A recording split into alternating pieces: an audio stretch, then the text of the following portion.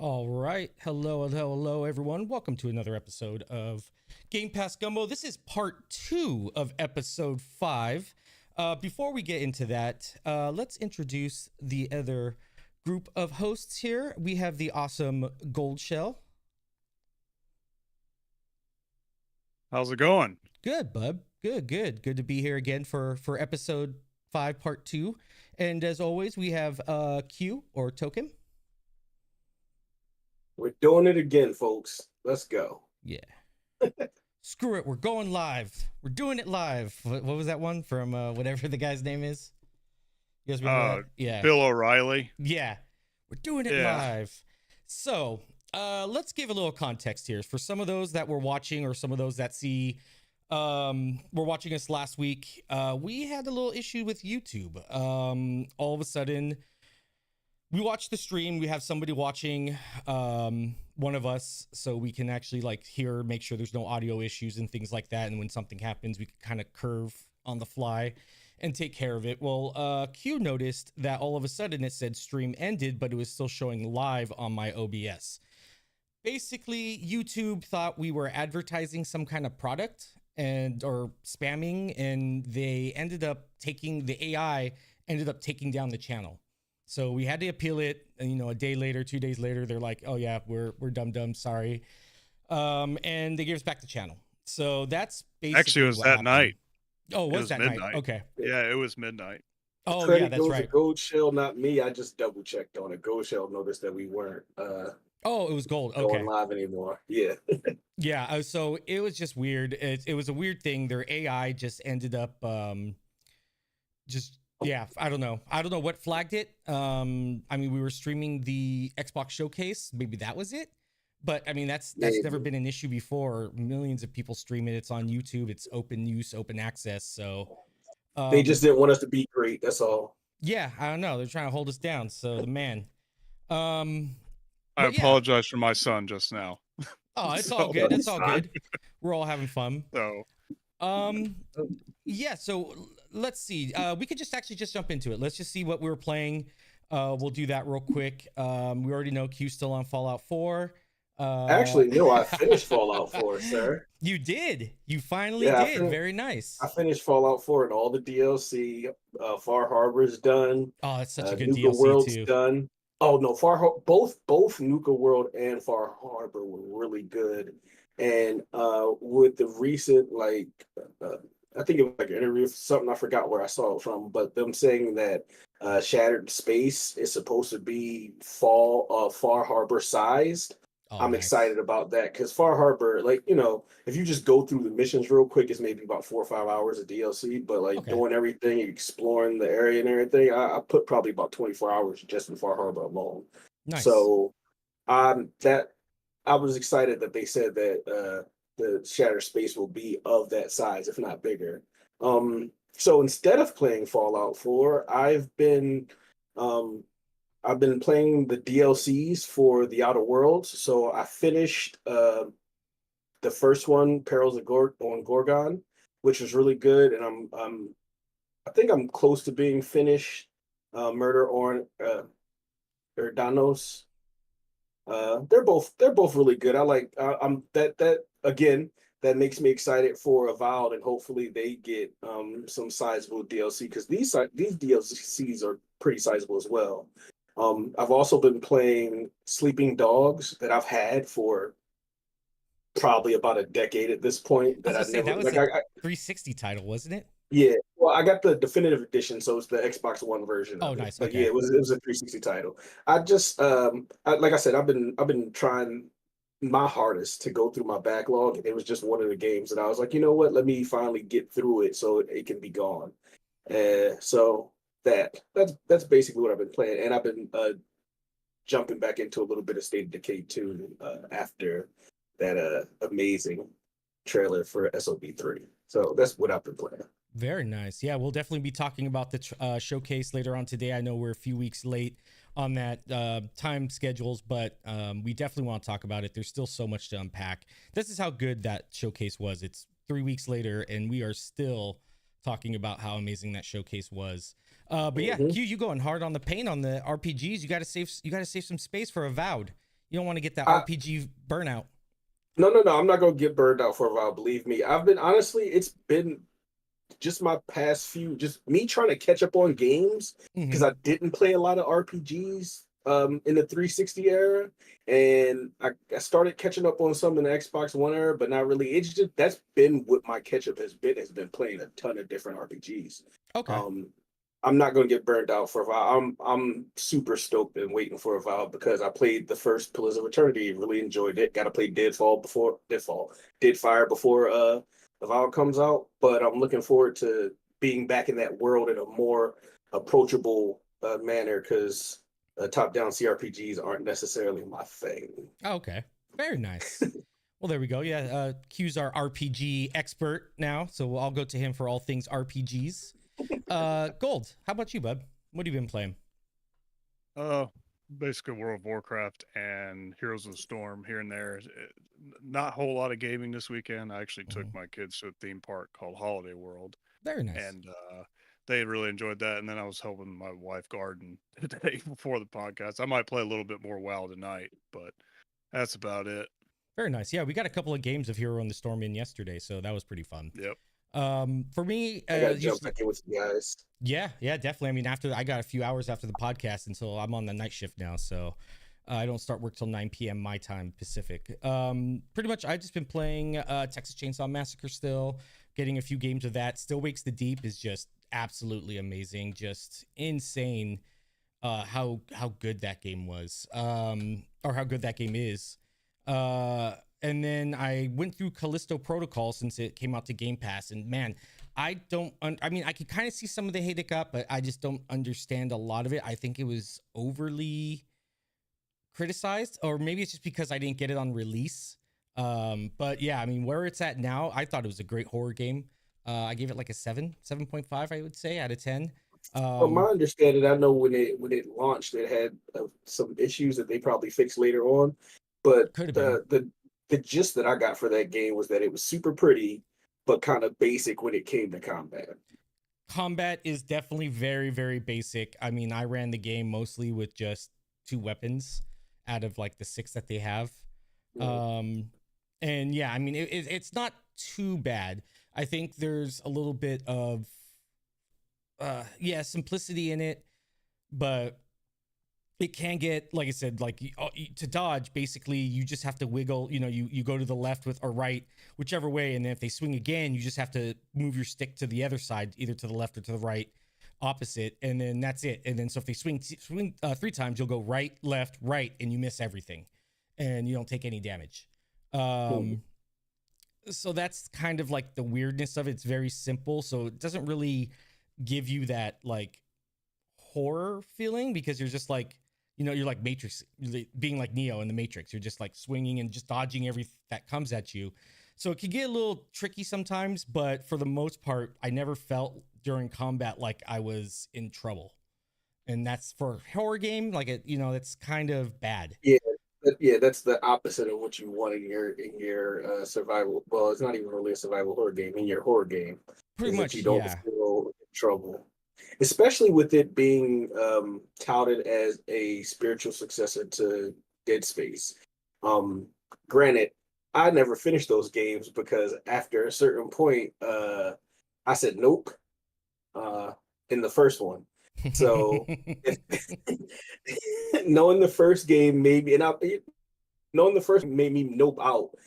You saying that it doesn't really feel that scary is like, okay, maybe A, I can play Callisto Protocol actually, and then B, I can see how that not being what people want out of the game, like being the thing, especially if they're like, oh, it's a Dead Space successor.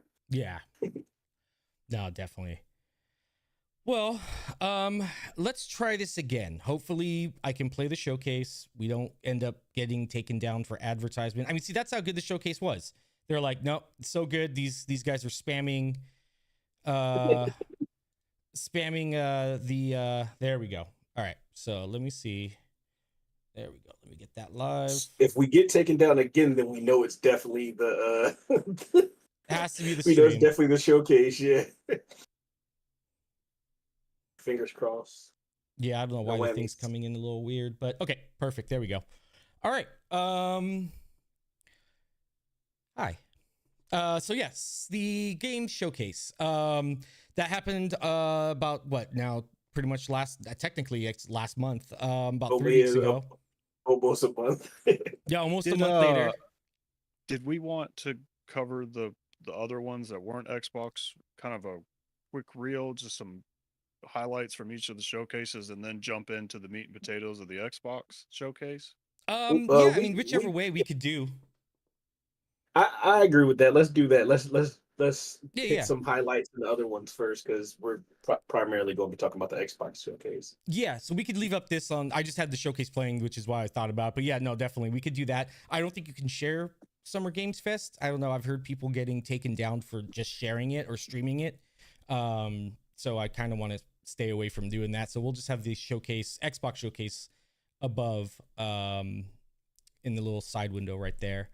Yeah, all right. So Summer Games Fest. I was actually able to go to that live, and that was a ton of fun.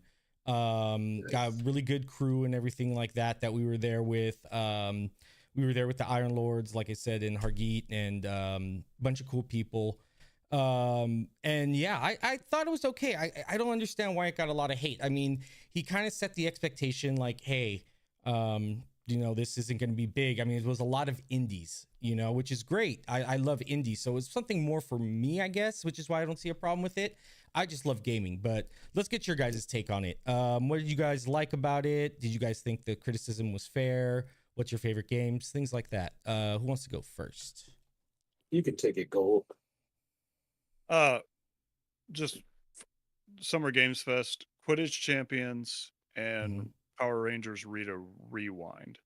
Oh yeah, those were definitely on my radar. Overall show was all right. It was a good toe in the water kind of thing, but no, there was some cool stuff I'm gonna grab. So yeah, that's all I got to say.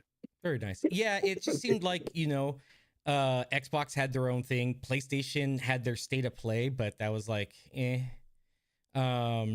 there wasn't really a lot. But no, they're going to have a super secret, awesome showcase with thousands of games in it at the end of the year. Yeah, every month that I see that on Twitter, there's going to be a showcase coming every month. So we'll see about that. But yeah, so PlayStation had nothing. Nintendo really had nothing to show. I mean, they had theirs a little bit, actually, like 2 weeks ago, last week. Yeah. Nintendo had enough to make Nintendo fans happy, and that's what's important, I guess. Yeah, I mean, yeah, I thought it was a good showcase. I liked what they showed. I don't know if I'll get some of those, I don't really play my Switch all that much. It's kind of weird. Like, unless I travel, that's the only time I play with it. But now that I have my Xbox pretty much with wherever I go with Cloud or my now on Fire Stick, I kind of don't really bring my Switch anywhere. Well, I'll talk about my thing next. So I didn't think the showcase was bad. Definitely, the expectations were tempered and all, with Jeff being like it's not going to be a big show. I was kind of bored. No, I'm not going to say I was kind of bored. I was bored. Like that, some of the games spoke to me, but a lot of the stuff that I was interested in was stuff that I already saw and already knew was coming out. So like them showing the trailer for Sparking Zero, I'm still excited about them going back to the Budokai Tenkaichi days with Dragon Ball Z. One that stood out to me, but it didn't have that good of it. Like the actual video itself wasn't great, but what they were showing was interesting because it's not what I was expecting it to be. Slitherhead or Slitterhead? Was it Slitterhead? Yeah, Slitterhead. That they like last year they had, or at the not Tokyo, I'm sorry, at the Game Awards they had like that short little teaser trailer, and then they actually gave a gameplay trailer here at the Summer Games Fest, and it was more of an action oriented horror game than like a survival. Like we've been seeing a lot of survival horror come out, so it being more action oriented surprised me, but that video was terrible. Like, I don't know if it was the streaming, but it looked like it was dropping frames all over the place and stuttering like crazy. That was not a good showing for that game, but but what was shown was interesting. I know What else? What else? I know a lot of people love that like Monster Hunter Wilds was up there, but not. I barely put any time to any Monster Hunter game. Like I did like a tad little bit of World when it came into Game Pass, and didn't know what the heck I was doing, and then deleted it. So Okay. not that I didn't see anything that I'm like, maybe I'll look at this when it comes out later, but nothing really like spoke to me during the Summer Games Fest show. And then when we see the Xbox showcase later on to see why, because they saved all the great things for themselves. Yeah, see, and that's the thing. I think just Keeley, like, nobody wanted to give him anything, so he had to go indies, he just seemed very like this is my personal take. A few other people I was with, they kind of thought the same thing. He just kind of looked very dejected. So as soon as the camera was on him, hey, just blah, blah, blah. And then as soon as it was off, he just kind of like slumped his shoulders down and kind of sulked off stage. It wasn't like very, very obvious, but you could just see like his body language. I don't know, just seemed like he was a little disappointed in himself, I guess. But I mean, I thought it was a great showcase. I don't think he had anything to be disappointed in. Like I said, I love the indies. Cuff Bust. Oh man, I cannot wait for that game to come out. That was hilarious. I knew you were going to bring that up. It looked it that was one of the ones that kind of stood out as looking interesting, but like I wasn't like, oh my god, this is going to be amazing. To be fair, like we all, at least me, I'll say I want to be. What does Phil Spencer say all the time now? Surprised and delighted. I want to be surprised and delighted when I watch games. I want to be surprised and delighted when I watch these showcases. And like me not being surprised and delighted doesn't make it a bad showcase, but like I'm just like, huh. So with the Summer Games Fest, there were games that I was interested in, but none of them were stuff that we saw for the first time. It wasn't a new announcement. It was like, oh, okay, this is the fourth time I'm seeing this. I can't wait for it to actually come out. This is the third time I'm seeing this. I can't wait for it to actually come out. That's what I felt for some of the games. So what, like again, I would give it around what you said, maybe like a 6 or a 7, and I would say it wasn't like it didn't give me the hype that Actually, well, to be fair, I haven't had that hype for anything but Xbox shows for a while now. So that's to be completely honest. Q is an Xbox fanboy, confirmed. All right. Oh, 100%. I'm not even going to deny it. That kind of segue into the next topic then. Then yeah, this is where Q's really going to shine. This is where Q is going to just go completely silent. Oh yeah. I want to talk about that Nintendo showcase. Oh, the Nintendo Direct. There you go. I'm gonna mute my mic right now. Yeah, you are.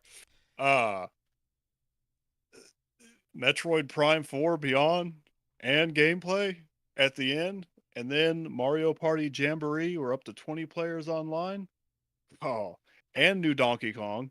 The only thing that showcase was missing, if that showcase would have had a brand new F-Zero game, I would have stacked it up with the Xbox showcase. That Nintendo one was spectacular. I thought it was really good Donkey too. Kong, sir. That was very old Donkey Kong, sir. I don't care. I will say though, I will give my one thing. Metroid Prime 4 looked very much like Halo 4, so kudos to the people on Nintendo getting their slick and shiny first person shooter. You know what they say? Master Chief is the Samus of Xbox. So. I do want to read some of the chat here. We have Bubby Kai said, he agrees with you. I desperately wanted to get into MH, but I just couldn't wait. Way too grindy for me. Maybe Wilds will be better for me. I don't know. Yeah, so then that's definitely fair for Monster Hunter. I got into it. I think it's definitely something that's more co-op friendly.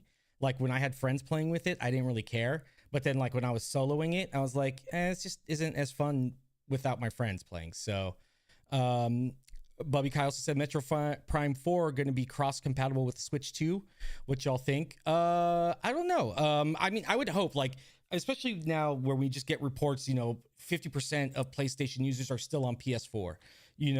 We're seeing that, consoles, new gen consoles aren't at the same level where their previous ones were. So a lot of people are staying on previous gen consoles. So if Nintendo's, I don't know, it's they've never been one to be like overly arrogant, I guess you could say, to where they're like, oh well, you're just gonna, you know, like they're not gonna be PlayStation arrogant where they're like, we believe in generations, you know, and then end up totally walking it back.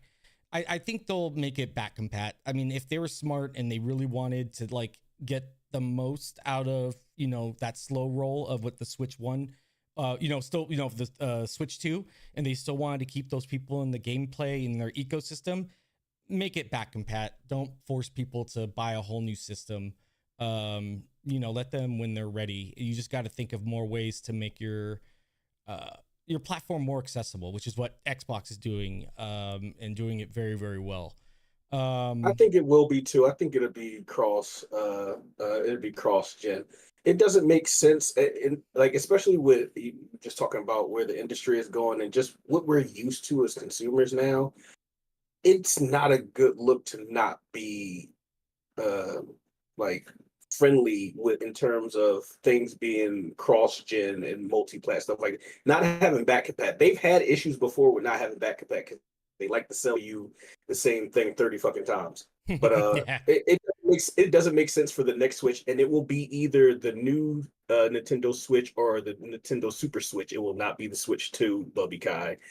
It Real doesn't quick, make sense for it not to be back compatible. What's up, Gold? Kunistu-Gami has a demo out today on Xbox. Oh, go and download it. There we Go go. and download that. Okay. I am going down. All right.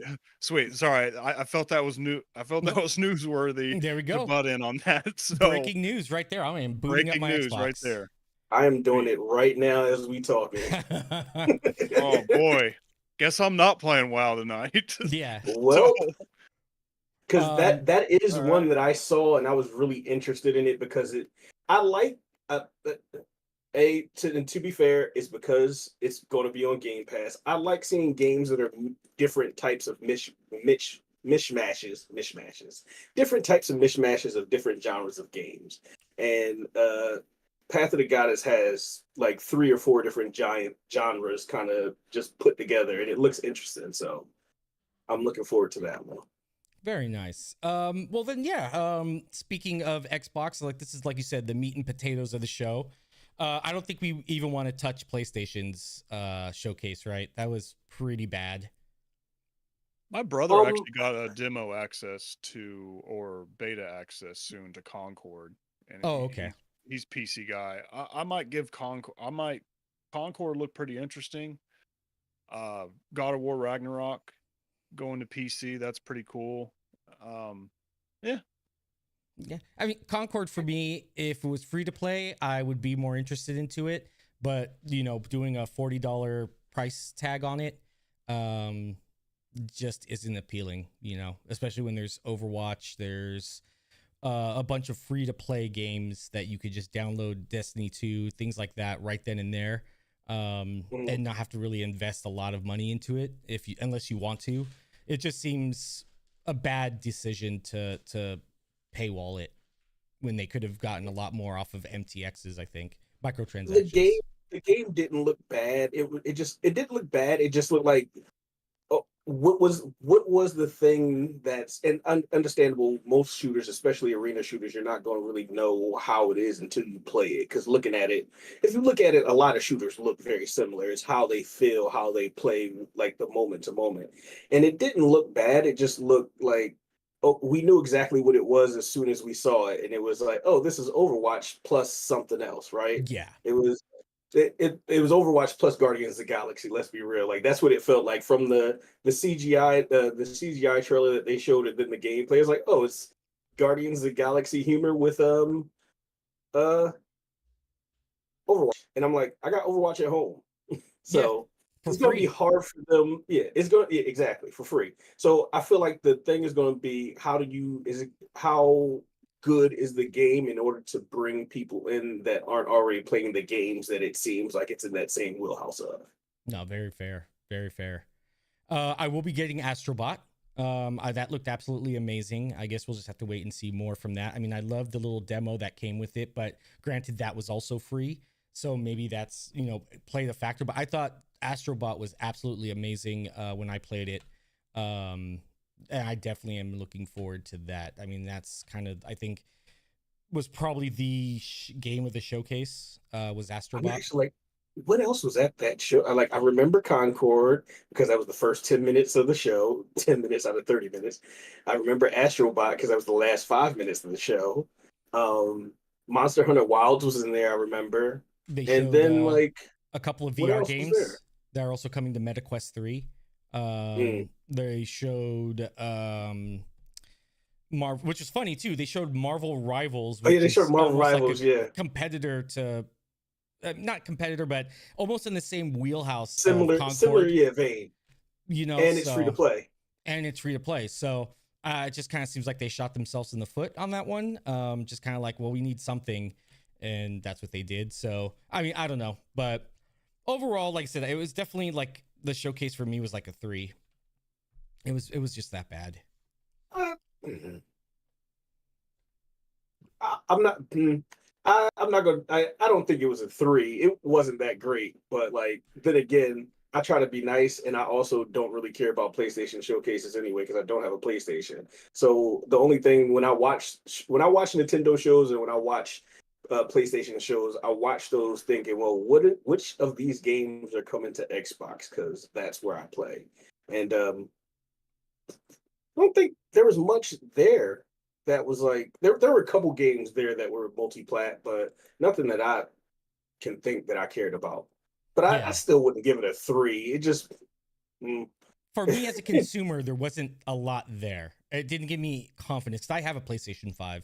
It didn't give me a lot of confidence in the brand and what I wanted to invest in with it. So that was it. What do you think, Gold? Did you end up watching it? That is definitely clear. Yeah. Nintendo, Xbox, even MetaQuest has got some really cool stuff coming. Yeah. I mean, on MetaQuest, they bundled Asgard's Wrath 2, I think what it's called. 10 out of 10 game. And then you're did that get a 10 out of 10? Yeah, they got a 10 out of 10. Oh, I don't know, man. Yeah, the it did. PlayStation side, I thought about grabbing one. My brother and I were talking about grabbing one together, and then we're just looking at the catalog and we're just sitting there going, I need a little bit more. So yeah, it left something to be desired. I mean, there's some cool stuff coming. Yeah.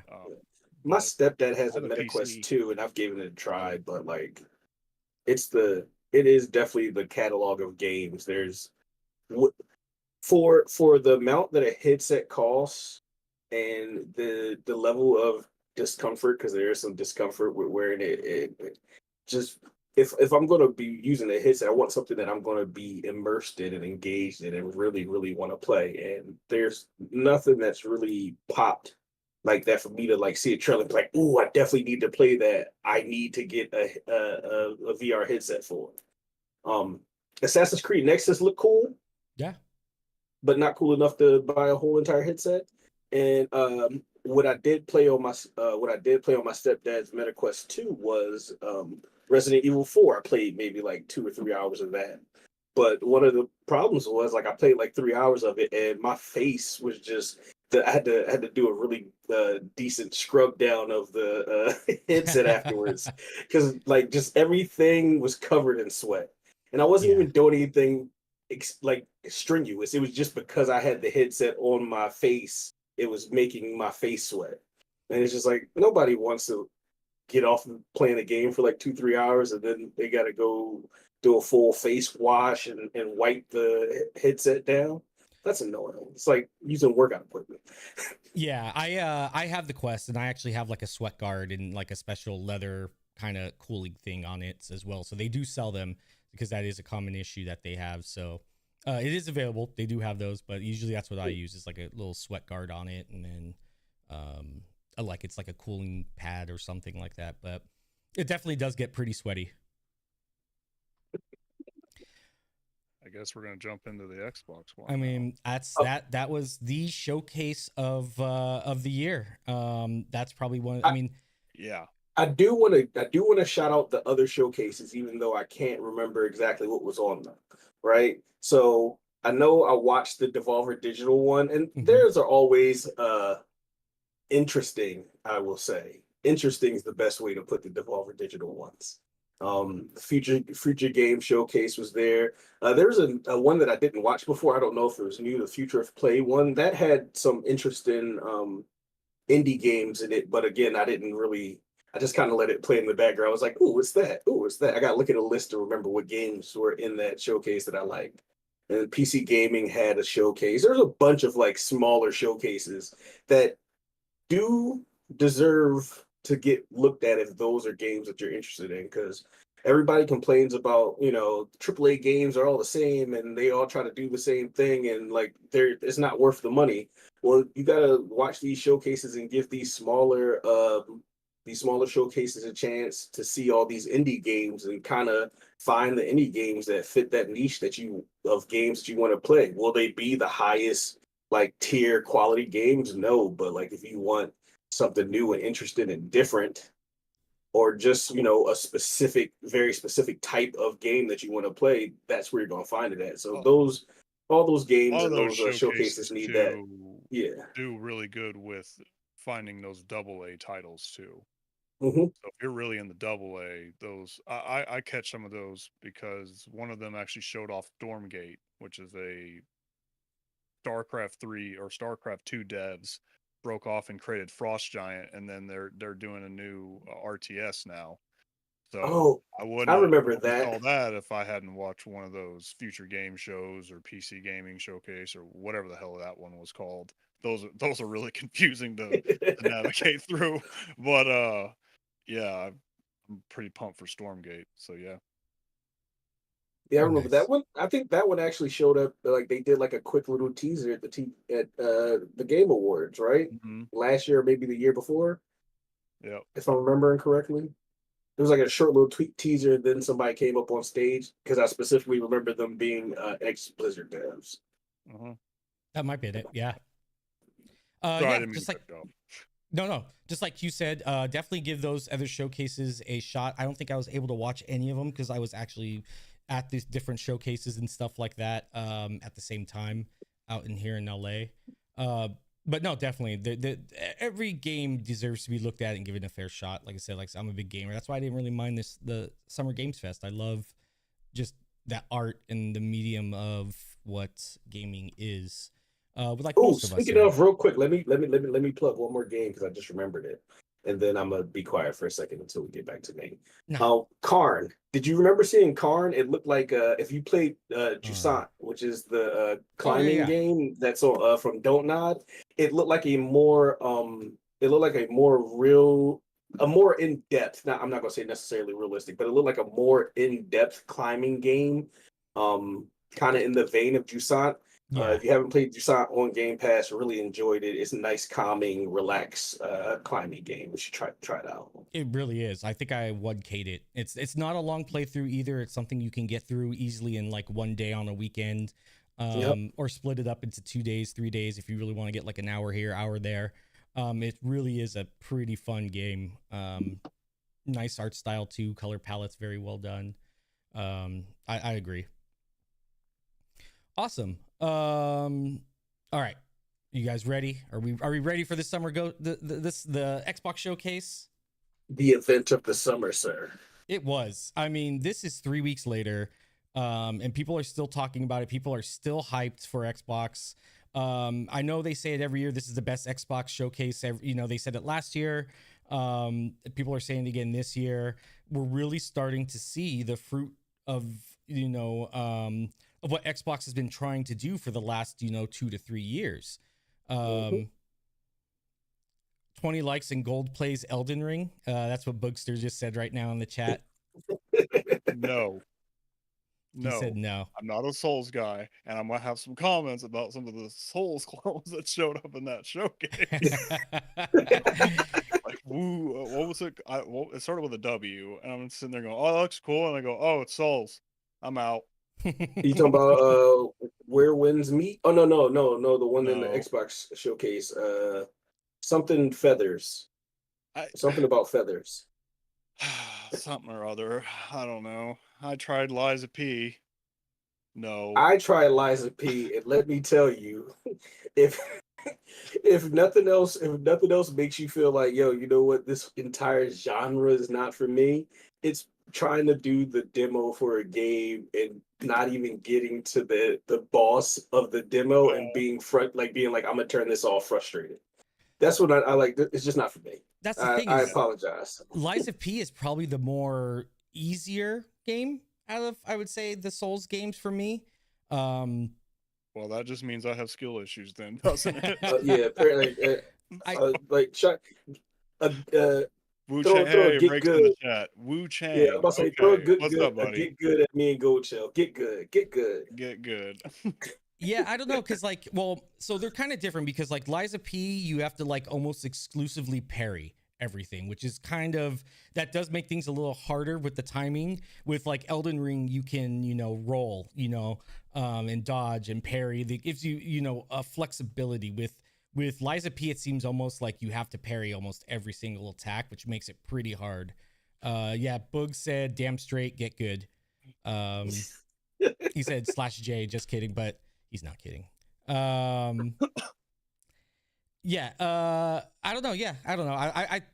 I'm an Elden Lord, I'm just, not trying to brag or anything like that, but I got my 1K in Elden Ring. That actually was pretty brutal. I almost Oh, you got the 1K in there. Oof. Yeah, I almost wanted to quit a few times. But yeah, I was like, no, I got to challenge myself. Yeah. I think I got 10. Nice. That's just starting the game. Elden Ring. Fought a few bad guys, and I go, huh? Past the tutorial. And, no, I didn't get past that. I kept getting wrecked by this dude on a horse. Just come out of nowhere and just wreck me, and I go, what time is it? Oh, I'm still 30 minutes able to refund this, and I did. Oh, right. Nice. Bookster says, I'll be an Elden Lord tonight. I'm on the last boss, Radagon. Yep.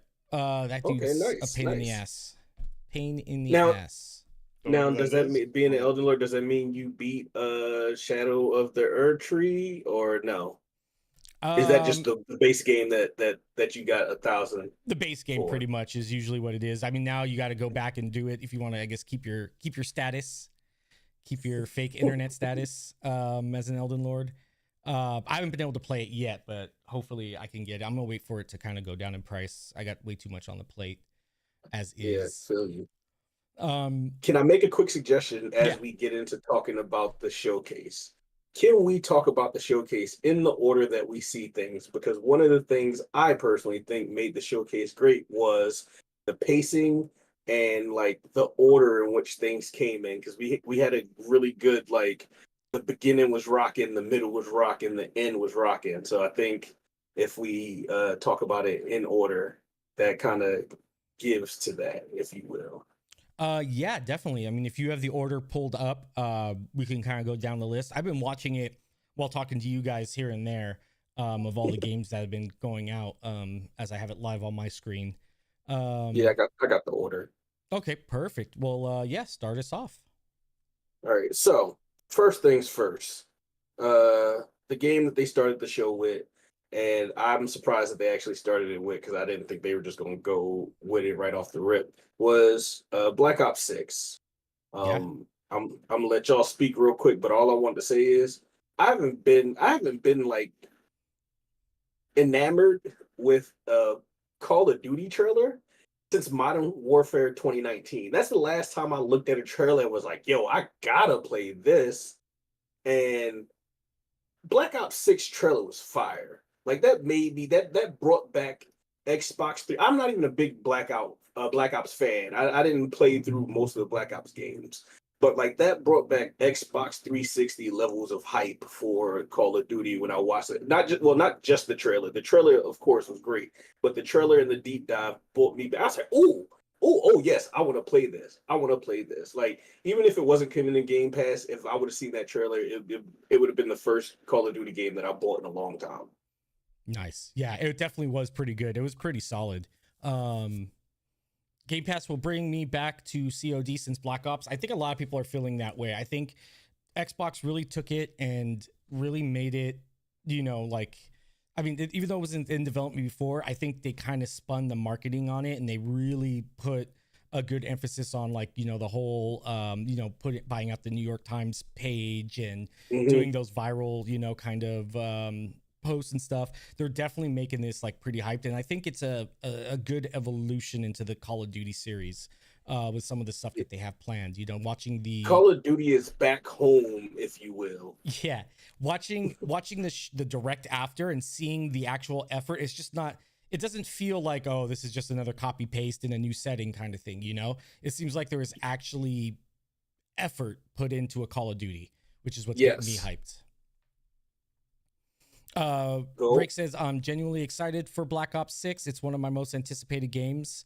Bugs said, I'm excited to play the COD Vanguard campaign because I like the one voice actress in the game. Laurel Bailey. Yep. Very talented. But yeah, what about you, Gold? What's your thing on Call of Duty? Look cool. Multiplayer looked pretty interesting. Mhm. You were looking at Delta Force earlier, and like, oh, cool. That looks very much on par with Call of Duty. And then Call of Duty shows up 2 weeks later, or whatever, or however long it was, and they go, "Oh, you thought so?" And yeah, the multiplayer looked pretty interesting, and I'm really curious about the geopolitical controversy that could probably come with some of those little hints to 9/11. Yeah, So, supposedly there's some kind of controversy level or something involving it. it'll be very interesting for sure. So yeah. And it's one of those things where it's not often, and not often do we play games that are set in like stuff that happens in our lifetime. Like, the Gulf War. I don't remember the Gulf War. I was like 4 Oh, when that's what Rake was during the talking. Gulf War. That's it. The new Omni movement for the Yes, multiplayer. that That's looked where it's dope. at. And yeah, Rake, we gonna be playing. Trust me on It that, buddy. it looked great, but it just looked like another way for people to murder the crap out of me if I ever jump on Call of Duty multiplayer. Nice.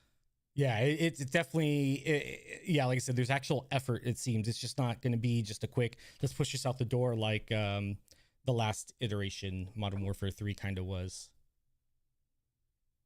Awesome. What is next on the list, sir? Doom. Next, sir, of Dark course, Age. Doom the Dark Age. I'm gonna let somebody else start off with this. Oh man, I got my adrenaline going. Yeah. That I got another one that got close or on par with the star of the show. This one was it. This one is the tie. I'll talk about the other one later, but riding a dragon, dude, I wanted Hexen to come, and then id said, "Hey, we're already working on something like that," and they showed me, and I forgot about Hexen. Yeah. So yeah, I can't wait for that one. That looks so visceral. Or what kind of music they're gonna do? Is it gonna be metal? Is it gonna be kind of orchestral? I wonder if they're gonna do kind of. I don't know. I'm curious what mix. they're gonna Maybe do. a mixture of both. Yeah. No, definitely. What do you think, Hugh? I'm gonna go grab some water and just real quick, and I'll be right back. He said, "I know he's going to talk long, so I got some time." No. I just need to grab some water real quick. Like my throat's already drying up. So, yeah, I'll be right back. Doom the Dark Ages look great. I Doom 2016 and Doom 20 Eternal both like kind of brought the series back and made it awesome. What they showed for because first of all, I wasn't sure what it was going to be until like we knew what it was going to be. Giant mechs and dragons all in the same game. Let's go. That saw blade shield that like that looked like that's going to be so much fun to use. And then can we have to talk about the with the skull crusher. With the skull in the thing and you're shooting it, all the skull fragments out of there. I'm looking forward to inventive looking weapons and I'm looking forward to that. Well, they talked about, the pace looks like it's going to be slowed down a little bit in comparison to Doom Eternal. The what is his name? The creative director was talking about it being more of an Abrams tank in this one versus being like a F-22 in Doom Eternal. So I'm super hyped to play Doom Eternal, especially I'm sorry, I said Doom Eternal. I'm super hyped to play Doom: The Dark Ages after playing loving Doom Eternal, especially the DLC, even though they were hard as hell. So yeah, Dark Age is going to be great. Looks like I made it just back in time. All right. Hi. Hey, Sorry. Chewing on that toothpick, like it's just a bad habit, but like it just dries my mouth out. So I'm just like, I need water. Usually I'm like, I go through like Did you say chewing on toothpaste? toothpick. Oh, Yeah. No. okay. Never mind. Yeah. Chewing on a toothpick. Yeah, just horrible habit, but it just dries my mouth out. Yeah, no, Doom looked amazing. I mean, just the weapons alone, it just felt like it just looked really great. I think medieval, that gothic kind of medieval style just fits Doom absolutely perfect. Bunch of people were already like, no pun intended, but dooming it, it was like, oh, there better be guns, and it's just like, It shows you a shield and a shotgun. Be quiet and play the game when it comes out. Jeez. Yeah, I mean a rotating blade shield. That slices and stuff, and then the skull crusher one that shoots the bits of skulls into pieces at everybody. I mean, it just looks so. It just looks so doomed, like just so Doom, and it looks very Doom. And yeah, I can't wait. I'm really excited for that one. You want to take us off to the next one? You want to turn my mic down just a little bit for a second? Mm-hmm. Is it down? Not yet. Actually, I could just do it here on the voice chat, I think. All right, try it now. All right, you ready? Yep, you're turned down. Motherfucking State of Decay 3. Yes, Lordy, that was my shit. Let's go. Nice. I am a very big State of Decay fan, so them actually showing what State of Decay 3 is going to look like, and it looks absolutely gorgeous. People are questioning whether or not there's gameplay in that footage. I suggest to you, go back and watch all of the trailers that Undead Labs does for State of Decay 2. Every single one of the State of Decay 2 trailers, except for the initial one that was the announcement that it was coming out, are in-game footage trailers that they just move the camera around and do sequences in the game. Some of that is cinematics. It says so in the thing. A lot of that is what the game is going to look like. It is not some random CGI. Mm-hmm. It is what the game is going to look like. And you can obviously, there's certain parts where you see it for sure that, okay, this looks like gameplay. But a lot more of that trailer than what people probably think is what the game's visual level going to be, is what the level is. And just knowing from how Undead Labs craft their trailers, because they've been doing the same thing for the last 6-7 years at this point for their trailers. So I'm super stoked for State of Decay 3. I've been playing the crap out of State of Decay 2. I played it when it came out, then took a break when the Juggernaut edition came out. That's when I really started putting hours and hours and hours and hours into it. Mm-hmm. But yeah, no, my game of the show, because that's what I was hyped and excited for. So State of Decay 3. Woo woo. Very, very nice. It did look great. It looked awesome. I thought there was like little small elements of gameplay. I think definitely what we're going to get is something that's either going to be that or very, very, very, very similar. I don't think they're just blowing smoke and mirrors on that. I really think there is that level of detail with the zombie. I mean, there's bits and pieces blowing off, things like that. It looked really, really cool. I loved playing State of Decay 2. I wish I had like an actual crew to play it with when it came out, but same. Yeah, it's definitely something I'm looking forward to, and that's day one on Game Pass, baby, too. So it's yeah, I'm excited. What do you think, Gold? Woo woo. It looked cool. That's it. Yeah, that's all I got. You just broke Q's heart. Sorry. You just broke his heart. Disappointed in you. He's not angry. He's not angry with you. He's just disappointed in you. Okay. That's always worse. I want to give fair warning to anyone watching this podcast as an Xbox fan. You're not going to like some of my opinions, and you're going to have to get over them. Because I do come from PC originally. And Nintendo. So, I mean, I've been in the Xbox ecosystem since launch, but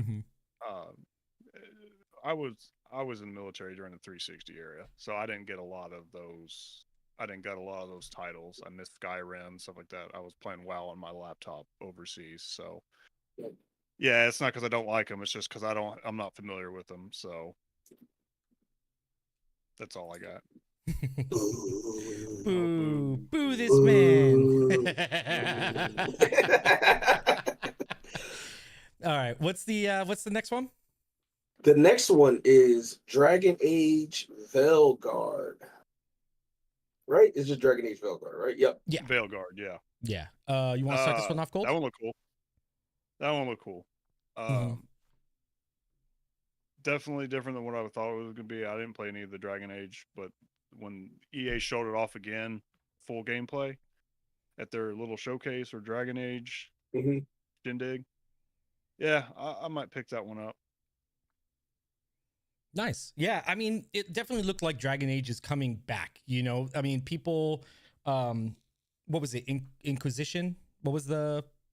3 was Inquisition, yeah. Yeah, I think a lot of people kind of, I don't know, I heard people dogging that one. I remember playing it. I thought it was fine, but I thought there was controversy surrounding that one. Maybe I'm wrong. But I don't know. If I remember correctly, it was because it was so different from the first two, because I think the first two were more like... The first two were more like real time with pause kind of combat, where you could you could be like in the behind the back kind of third person camera, or you could kind of come up over the top and move all your people. I think Inquisition was less of that. I tried a little bit of Inquisition. I haven't beaten any of these games, by the way. I have Dragon Age 1 and 2. Haven't I've got like halfway through the first one and didn't even play the second one, but I own it. I played a little bit of Inquisition on Game Pass, and I was enjoying what I was playing, but like the beginning of it was kind of slow. Yeah, continue what you're saying, Go Shell. My bad. Oh, I think you already did. I think it was for me. Yeah, Dragon Age looked good. I thought, I've always liked the series. I didn't really mind Inquisition. I thought it was okay. I may be mistaken. Book said it won Game of the Year and a few other game awards, so maybe I'm wrong. I mean, I'm old, so maybe my memory is just going. Just because it won awards doesn't mean that people didn't have issues with it. So it might have won awards, but people were like, the general public could have been like, oh, no, we ain't like this. Yeah. Could always just be the hardcore fan base. Like I said, no fandom hates a fandom than its own fandom, pretty much. Like, True. So, very true. Yeah, like Halo players, no one hates Halo more than actual Halo players. That's the truth. Yeah. Somebody's going to start booing me now. If they give us story DLC like they damn well promised, Halo Infinite would be in a different place. But that's another They never discussion. promised story DLC. Mm-hmm. They hinted at it. I thought some it was people okay. hinted at it, but those people are no longer at the company. They never promised story DLC.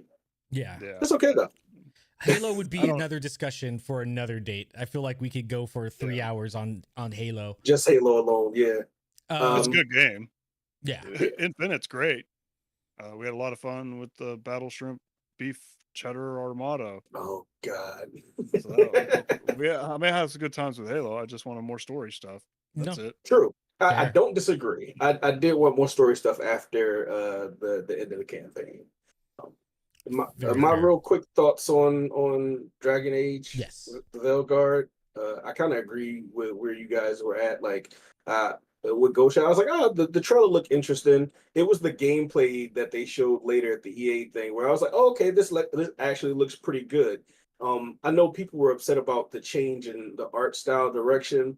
I didn't think the art style it looks different from the original games for sure. It's a completely different art style, but I didn't think it looked bad. And I understand being upset that it's not the same as what you wanted, but to make it sound like it looked like people were making it sound like, oh, it's ugly. And it's like, it definitely wasn't ugly. It just was different. And I can see how different it was being an issue for people that like love the original art style that the previous games had. But I thought it looked good. I mean, 4 games in, I don't know if and it seems like it's following the story from the previous games. So I don't know, at least from Inquisition, because one of the characters I know I saw in Inquisition. So I don't know if I'm going to pick it up unless I jump in a couple games back, but we'll see. All right. No, definitely fair. What is next on the list, sir? Sir, the next game that came up was Starfield Shattered Space. Nice. DLC trailer. And this is the one you mentioned that the booty said would be more similar to the Far Harbor in size. Yeah. Very nice. Gold, your thoughts? Starfield was cool. Definitely looks more Bethesda in this one. It actually looked more like what they said it was going to be, Elder Scrolls in space, with some of all the iconography and stuff like that. So it doesn't look like it's going to be a space sim in this next one. So I'm pretty interested to see how it plays out. So yeah, could be looks pretty very cool. isolated, in its kind of own little biome kind of thing, to where it's not as open exploration as Starfield was, when it first came out. I will say Starfield 60 frames mode on console now is awesome. I don't know if I mentioned this before, but have you played it yet, Q, in 60 frames? I dabbled a little bit. I haven't jumped into it because I'm kind of, like I said, I'm trying to play through other stuff. I'm gonna be giving it obviously more time when Shattered Space comes out.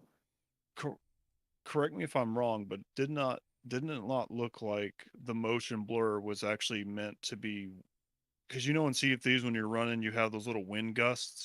Mm-hmm. Didn't it almost feel like it was that as kind of a visual trick to make it run better, but they stylized it? I thought it was actually pretty cool.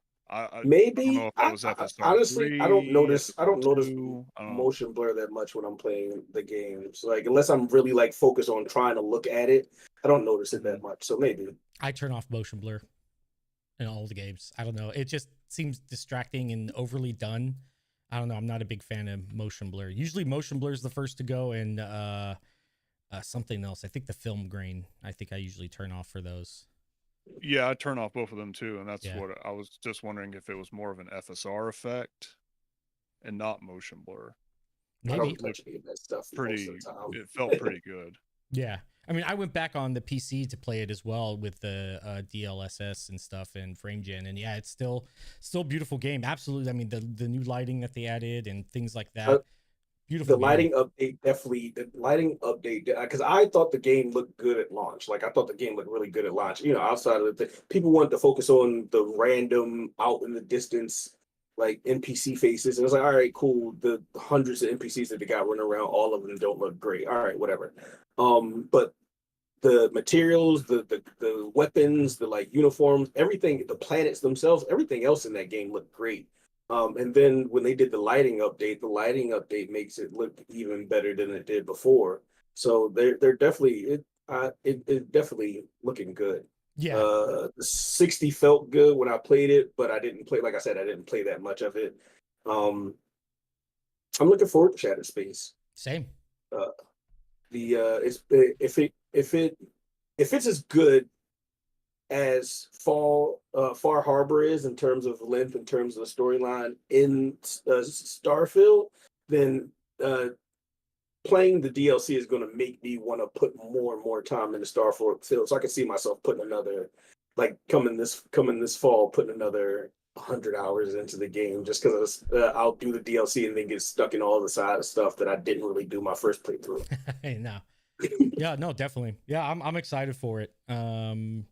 It's just, yeah, I mean, then you're right. The technology behind it was actually amazing. I mean, you see a lot, even without ray tracing, there was some still reflections and stuff in the helmets and off certain things. It was really cool to see. I thought it was really, really great.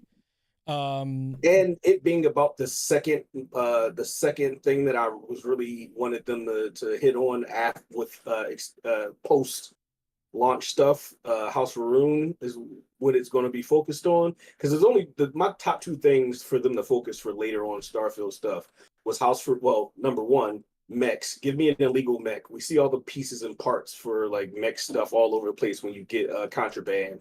Let me be able to collect a whole bunch of contraband and build a mech. That was number one. And then number two was House for Ruin. Oh, definitely. Boog says, I do wonder when they're releasing it though, 2024, but no date. Yeah, I would assume probably later on this year, probably more closer. I don't know if closer to holiday for DLC. I think they would save that maybe for their bigger games, but who knows? Maybe, I mean, it looked pretty good. Maybe a Gamescom surprise drop, shadow drop. Hey, it's ready now. It's DLC. They don't really need to hype it up all that much. Yeah, especially because this fall and holiday season looks like it's going to be packed. So it's very packed. It makes sense for them, especially for DLC and for games that aren't like the big super blockbuster games. It makes sense for them to like. Well, not saying that. I'm saying for DLC in terms of Starfield and for non-blockbuster games outside of Starfield. It makes sense for them to do a wait and see approach and let the schedule fill itself out first before hitting set dates. Yeah. Oh, definitely. All right. The next game. Fallout 76 Skyline Valley expansion update. You want to jump in on that? Yeah, what's up? What did we want to do? Do we want to go ahead and for time purposes kind of stick to the ones that are on Game Pass? Yeah, we probably can. Okay. I don't know if we want to make this like a 3-hour, 4-hour show. I think it'll kind of be if we end up going through every single game. So we can kind of touch on a lot of them, of the bigger titles if you guys want. Well, I'll name them, and then if it's something that we're not super like weren't super like up about, then we don't have to spend a bunch of time on each of them. Okay. Like, no, that's fair. We just started off with a few that had some stuff to talk about. But the next one is Fallout 76 Skyline Valley. This is one that I'm probably not going to talk much about. I want to play Fallout 76, but haven't gotten to it yet, so that's all I can say. Yeah, Gold's the MMO guy, so this is all you, bud. Nope. As far as no, not Fallout 76, no. All right. Well, that is our first pass. What is the next one? Claire Obscure, Expedition 33. I do want to talk about this. This looks absolutely amazing. It looks so fluid. The art, the direction of it just looks absolutely amazing. People are like, oh, what is it? Phantom Blade Zero. Look how smooth. And look, I thought this with the UI and the movement looked a lot better, in my opinion.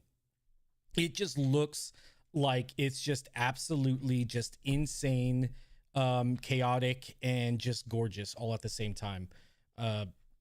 So yeah, that I really, really can't wait to hear more. I think Kepler is doing that. So the publisher's Kepler. Yeah, maybe they've been doing a lot of good stuff. Maybe I can hit up my contact and see if I can get a preview or something. But yeah, really, really good. Really, really good game. It just looks great. What do you guys think? Go. Which one are we talking about again? I'm sorry. Expedition 33. Oh yeah, that one just looked like Legend of Dragoon done in modern day. Yeah, I'm down for that one. Nice. Really down for that one. Q? I would say that this seems like the turn-based game that would get me into turn-based games, but it seems like I say that about every one that I want to play and then don't really get through it. It looks really good. It looks interesting. It looks like there's more. You're playing like. There's more you're being active as the player in it than your typical turn-based RPG, and it's on Game Pass. So we'll see. I think it looked good, but I also know how me and turn-based games turn out. So I can't act like I'm super, super excited about it when I may never get to it or beat it. All right, that's fair enough. But it's pretty. Very pretty. No, fair enough. What would be the next one? Next up is Potions South of Midnight. I think we could talk about this one. No? Yeah. I'm just humming because I got to stay on this one. Yeah, no, I'll start it off. This was one I was kind of, when they showed it first, last year, I was kind of like, okay, interesting concept. But yeah, that it just looked gorgeous with the claymation, almost like, you know, stop motion style of the characters. It definitely has its own personality. I'm very, very curious. The gameplay, looked really, really nice. The ones that they showed, you know, of her, you know, zipping around up to the church and moving around in combat. Everything just looked very smooth, polished. And yeah, like I said, that whole kind of like stop motion kind of feel when the character runs, and even when the cinematics were going, just gives it its own charm and personality. So I'm very, very excited to get my hands on this one whenever it comes out. Yeah. Everything that Cork said, on top of it being, I don't think we don't really get video games set in the American South much. So us getting like this, I was always excited for this game because of what they said the setting was, with it being like an American, like Southern Gothic focused story, where it's focused on, like, you know, the creatures and the myth and the folklore mythology from the South. So seeing the gameplay and actually like being impressed with the gameplay, because it looked more than what I was expecting to be in terms of like the polish and what kind of game. And it doesn't look like it's something revolutionary in terms of gameplay. It looks like it's going to be a decent, like, you know, third person action adventure game. But like seeing her kind of like seeing the movement was really interesting to me, like with her having like the ability that she could like fling herself off of poles and stuff and do the floating and everything. I'm hoping well, after reading the thing that came with it, the blurb on Xbox Wire, you know a little bit more about it. But I'm hoping that the levels are explorable, because they definitely said it's a wide linear game. I just, from what we saw in the trailer, what the map looked like, I hope a lot of that is explorable and it's not just out in the distance like prettiness. You know what I mean? Yeah, just a lot of filler. Boog said gameplay looks akin to Kenna Bridge of Spirits. Didn't play it. Yeah, I didn't play it either. That one's coming on Xbox soon too, I believe. Oh, very nice. So, yep. Yeah, Kenna Bridge of Spirits. Very nice. All right. What is the? Oh, you want to jump on it? Oh no, I gotta talk about this one, dude. Oh, okay. So my wife has lineage in Louisiana, right? Mm-hmm. And she cooks me a lot of Cajun. We then went out in New Orleans, 2022, something like that. Yeah, that one definitely. New Orleans was cool, and the Cajun culture in general is a mythology in itself. And I know we're talking about, you know, American South. American South definitely has a culture. You know, you have several cultures. Like here, you got a lot of Appalachian and Midwestern culture, and then you got all that stuff. Cajun is its own thing. And to see that play out in an action adventure game with dope combat, when that game comes out, we're going to have to do a podcast with that game and Cajun food. We have to. Oh, 100%. Oh, Because Game I'm Pass down. Gumbo. Gumbo is a Cajun dish. Mm-hmm. So, and as you see, I did a lot of the French ironwork and a lot of the layout here just to kind of give that New Orleans kick. Mm-hmm. So yeah, that South of Midnight, I put it my top, at least my top three, third place for standout. Awesome. Yeah. At the end, we could for sure go through like what our top 3 or top 4. There was a lot to go through, so I understand if you have like a top 4 or 5. We could definitely at the end go through like what our top 4 or 5 are. Yeah. What about the gameplay though? What did you think of the trailer? Ooh. Oh yeah. Gameplay looked incredible. It looked very much. I don't want to say Devil May Cry. Mm-mm. Yeah. It's... I guess I didn't play Kenna Bridge of Spirits, so I don't know. Screw it. It kind of felt God of War-ish a little bit. Don't do that. No, don't do it. Don't do it. Every like third person over the shoulder game is God of War-esque. Yeah. That's the only thing. I mean, I'm sure it's got its own thing, but that's my impression was sort of. I am interested in what the boss battles are going to look like, because that was a big ass alligator. Yeah, it was a very big ass alligator. Ahmed Best, the guy who played Jar Jar Binks and one of the first people to. Oh, and Keller and Beck. He was cast in South of Midnight, so I'm wondering who he's playing.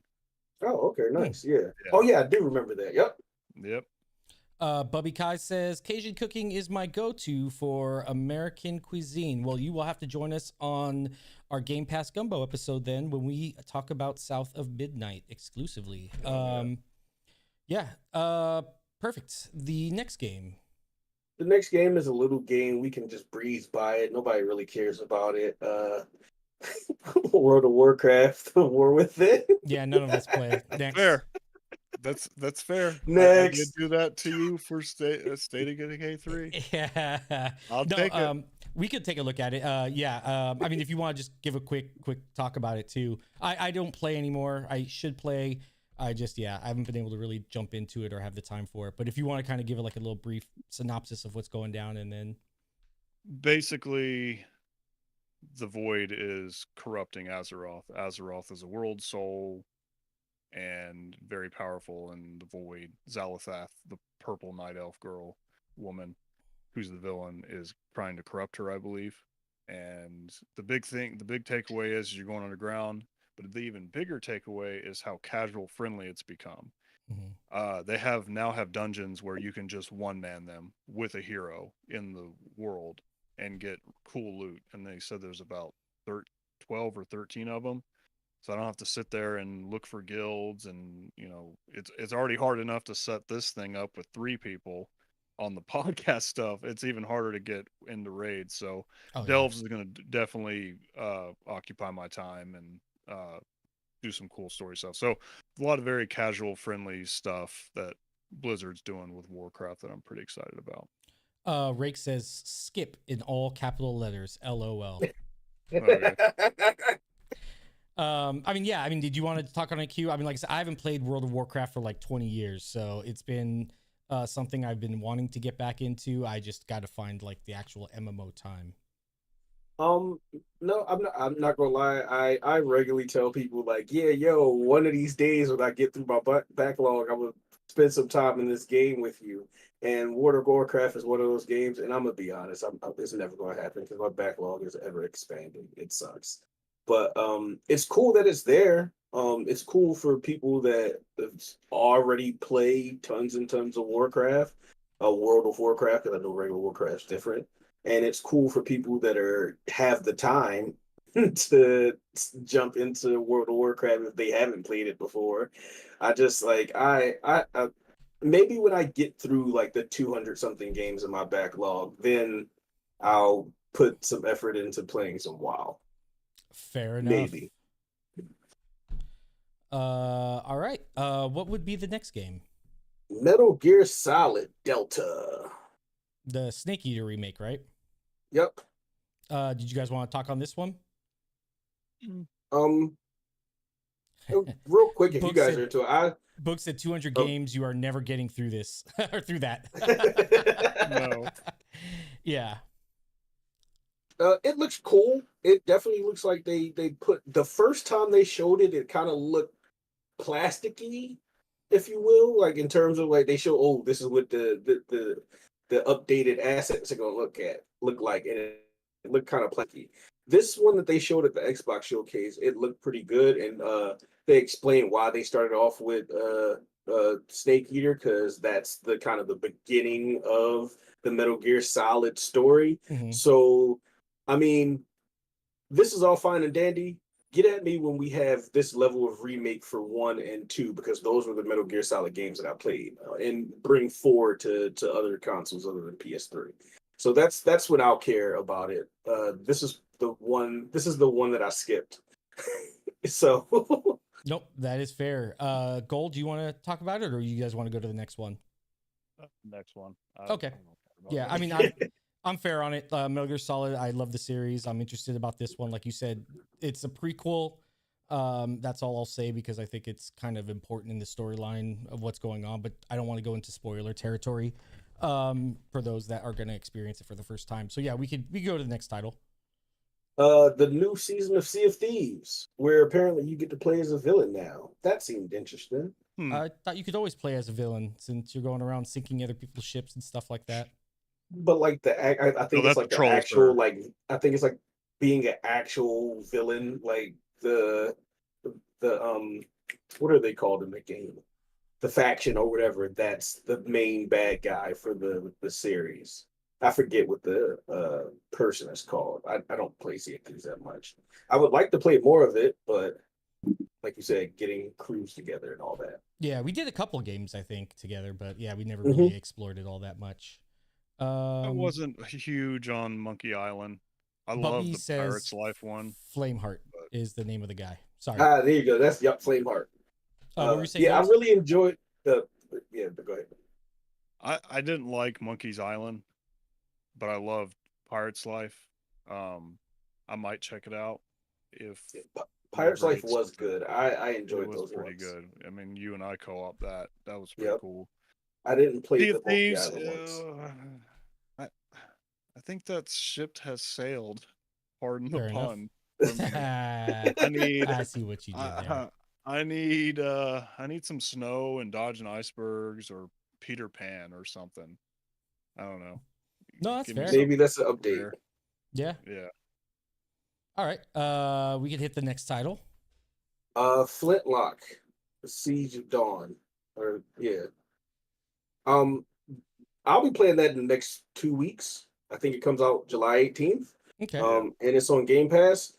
There's not much more I can say about it other than like I'm looking forward to it. And if it's supposed to be, I'm glad that they said that it's not super Souls like, because at first I saw it and I thought it was cool. Then they were like, "Oh, it's going to be Souls like," and I was like, And they said, "Well, it's not really Souls like, but there's some elements of it." I was like, "Okay, like it's already pre-downloaded on my Xbox. I'm raring to go. No, that's fair. You raring to go. Raring to go." Is that a pun too?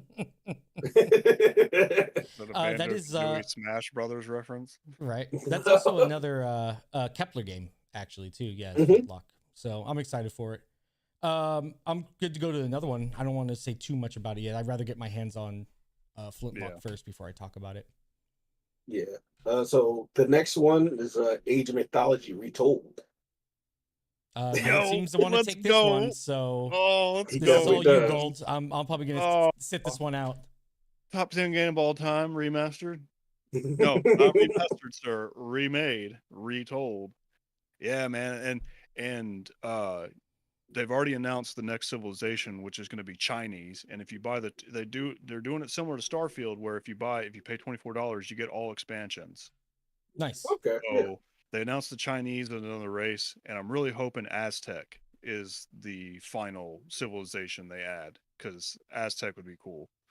1 second. Rick says, or Boog said, I think you should invoke a no pun rule. No. That's not Anyway, punny. Age of Mythology. That's not punny, Bugs. See what I did there? Funny. Yeah. No, Funny? now we can September make 4th. a don't make jokes like that rule for Cork. Yeah, that's fair. Totally fair. Sorry, Gold. Go ahead. Oh, and console day one. Yep. Which surprised me, I'm not gonna lie, because I was expecting it to follow the suit of the other PC first titles, but it being day one is cool.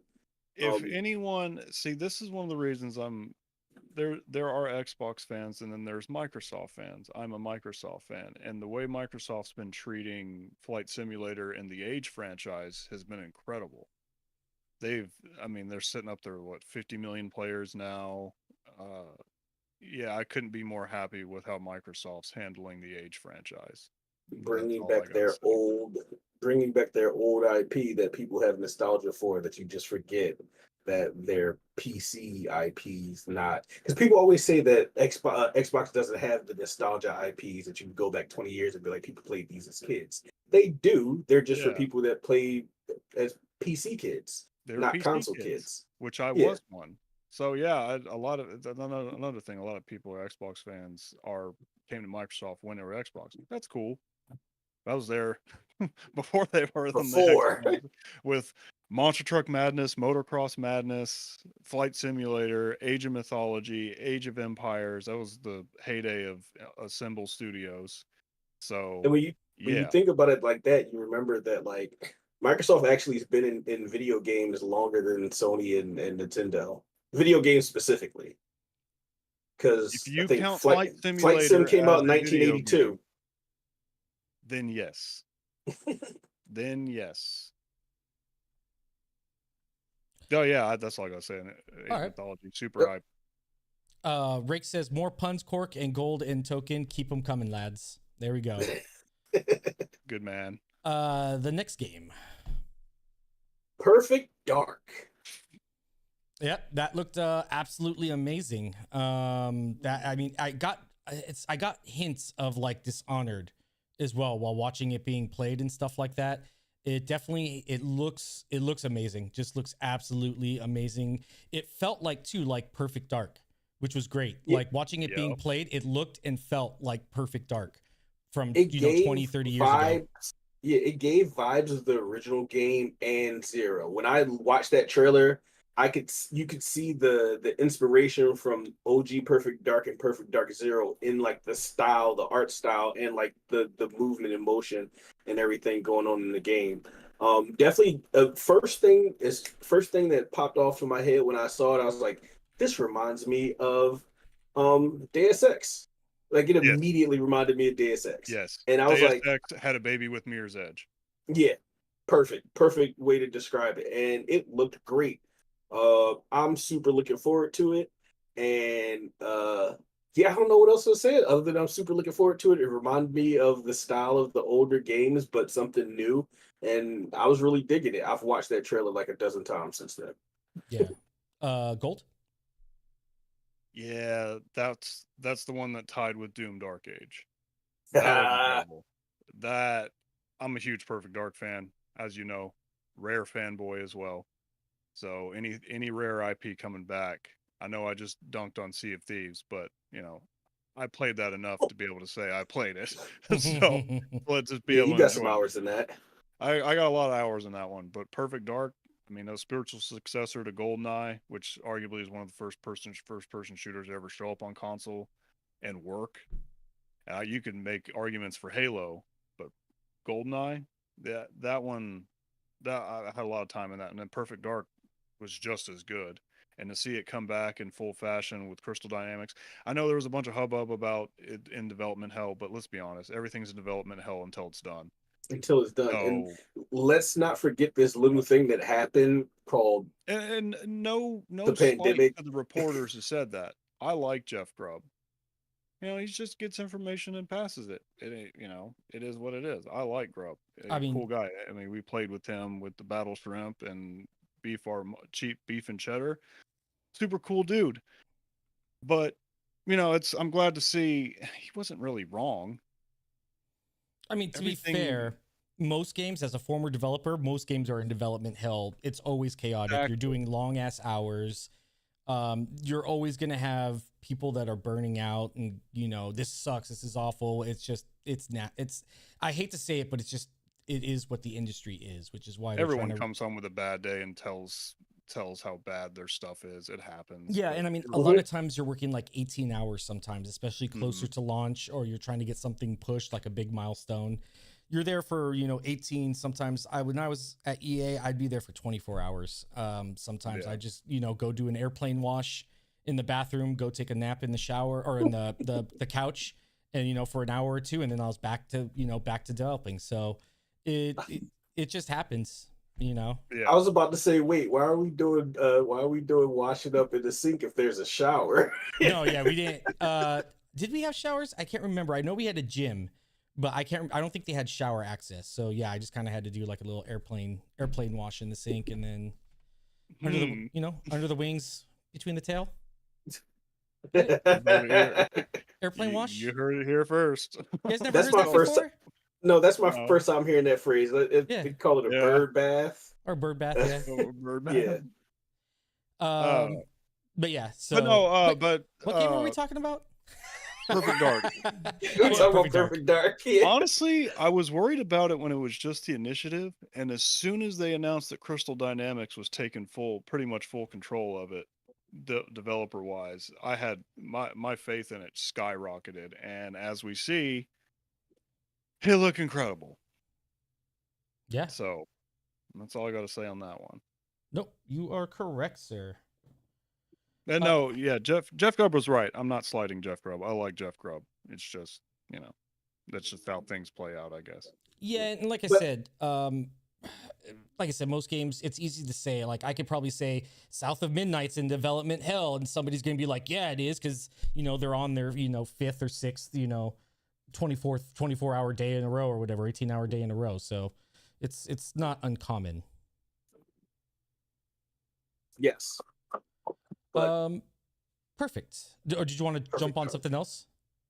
For perfect. No, I was going to move on to the next thing. I said what I had to say. Okay. Until we actually got it in our hands. Haha. Yeah, perfect. So next game on the list was Diablo 4, Vessel of Hatred. Yes.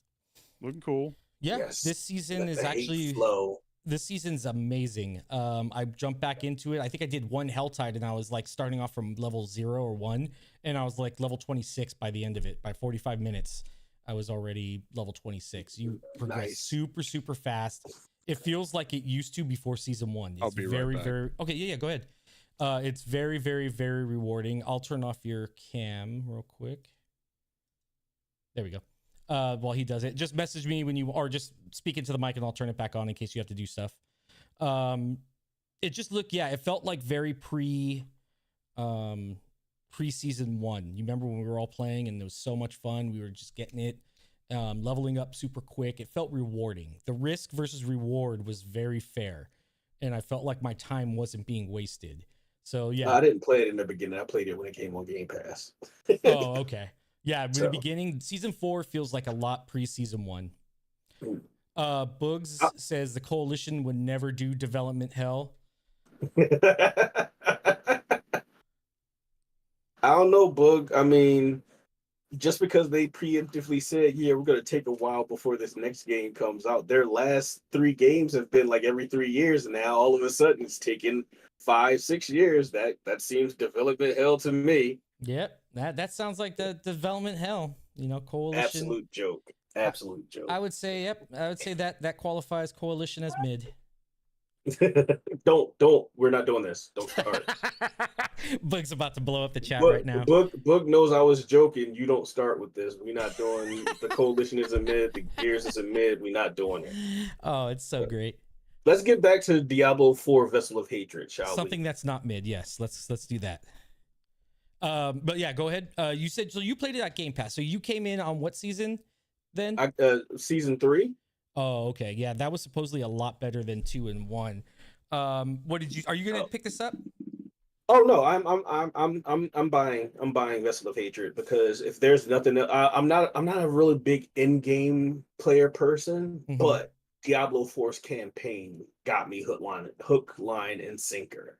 So while I'm not sitting here grinding my life away, going through all the dungeons, I'm super stoked about the story continuing. And the Vessel of Hatred answers my main thing at the end of the campaign. I was like, well, what happens next with Mephisto? And it seems that Vessel of Hatred is going to be the answer to that. What happens next with Mephisto? So I'm excited to play that. The campaign is what got me really excited about Diablo 4. So yeah, I'm spending that money. Look what you did, Bugs. We mentioned Gears, and now the trailer is playing in the background. Way to go, Bugs. Way to go. I had to you're get back? my son situated. No problem. Let me turn back on your cam. There we go. Perfect. I mean, man, we've already been going for an hour and a half. Do you guys just kind of want to hit the kind of bigger games like Indie, Fable, I can't remember the other one, Gears. To be honest, most of that's the thing. Most of the show were bigger games. There's very few smaller indie games in there. There are going to be some games that we're skipping through. Like, I'm still just rolling through. The next one after Vessel of Hatred is going to be Fable, so we're hitting that anyway. Okay, yeah. So I was gonna say maybe we could do Fable, Indie. I don't know if there's one the chat really wants to see. I mean, other than Gears, we could do Indie, Fable, Gears.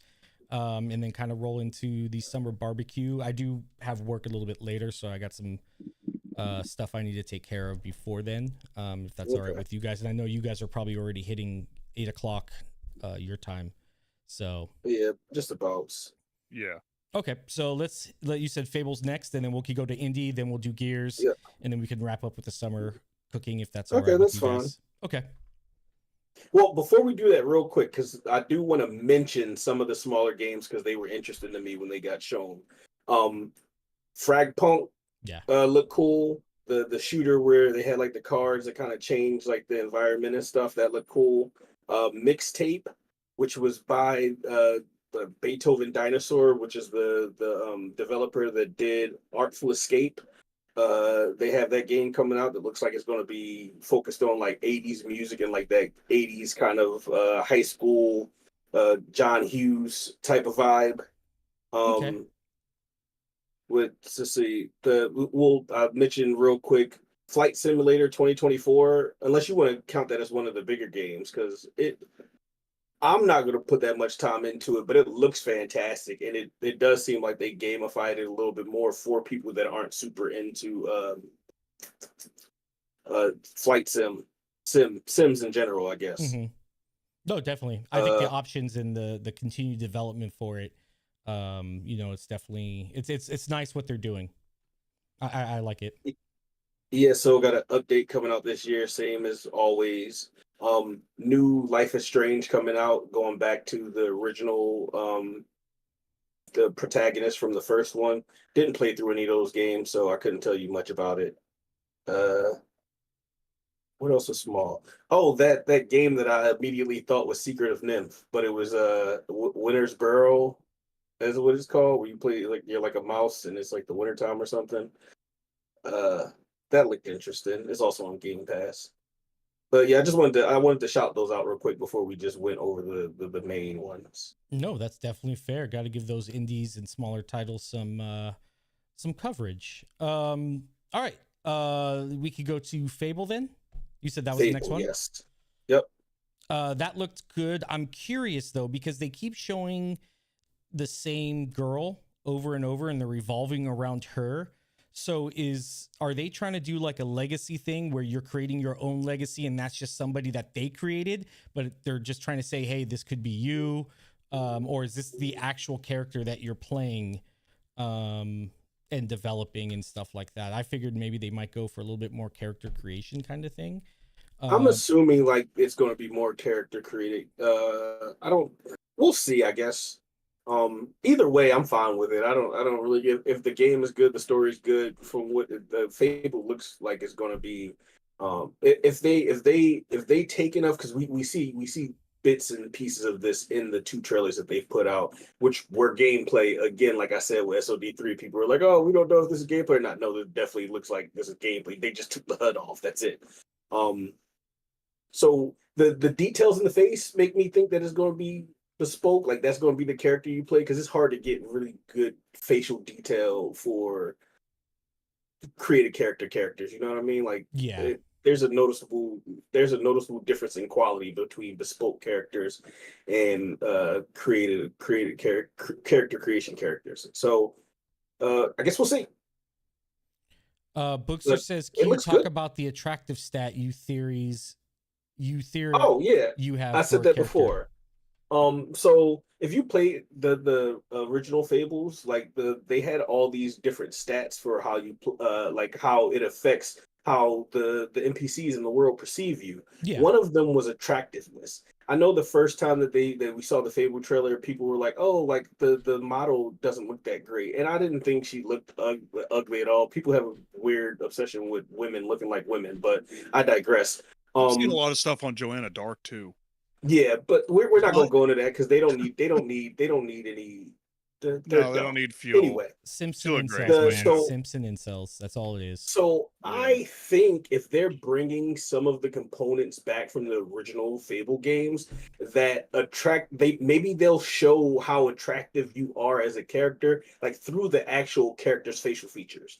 Because in 1 and 2, I didn't finish 3. I'm going to finish 3 before I play this Fable. But in 1 and 2, it was simply a stat. And you got some stuff you could look at your face and like, oh, if you're evil, you go. But in terms of attractiveness, they didn't really change things. It just different things you had on, what your haircut was, what your face, your mustache was, what color clothes or whatever you wore. So maybe with them bringing this game forward a little bit, the attractiveness is actually shown featured on your character. So maybe like, if you have a low attractiveness character, they got like buck teeth and like weird lips and a bulging eye or something like that. And No, that's and then fair. if you have a more attractive character, like they're more like they have better cheekbones or whatever. I don't know. That was just my assumption just from seeing, because if you look at the first trailer and the second trailer for Fable, like it is obviously the same character, but they look kind of different.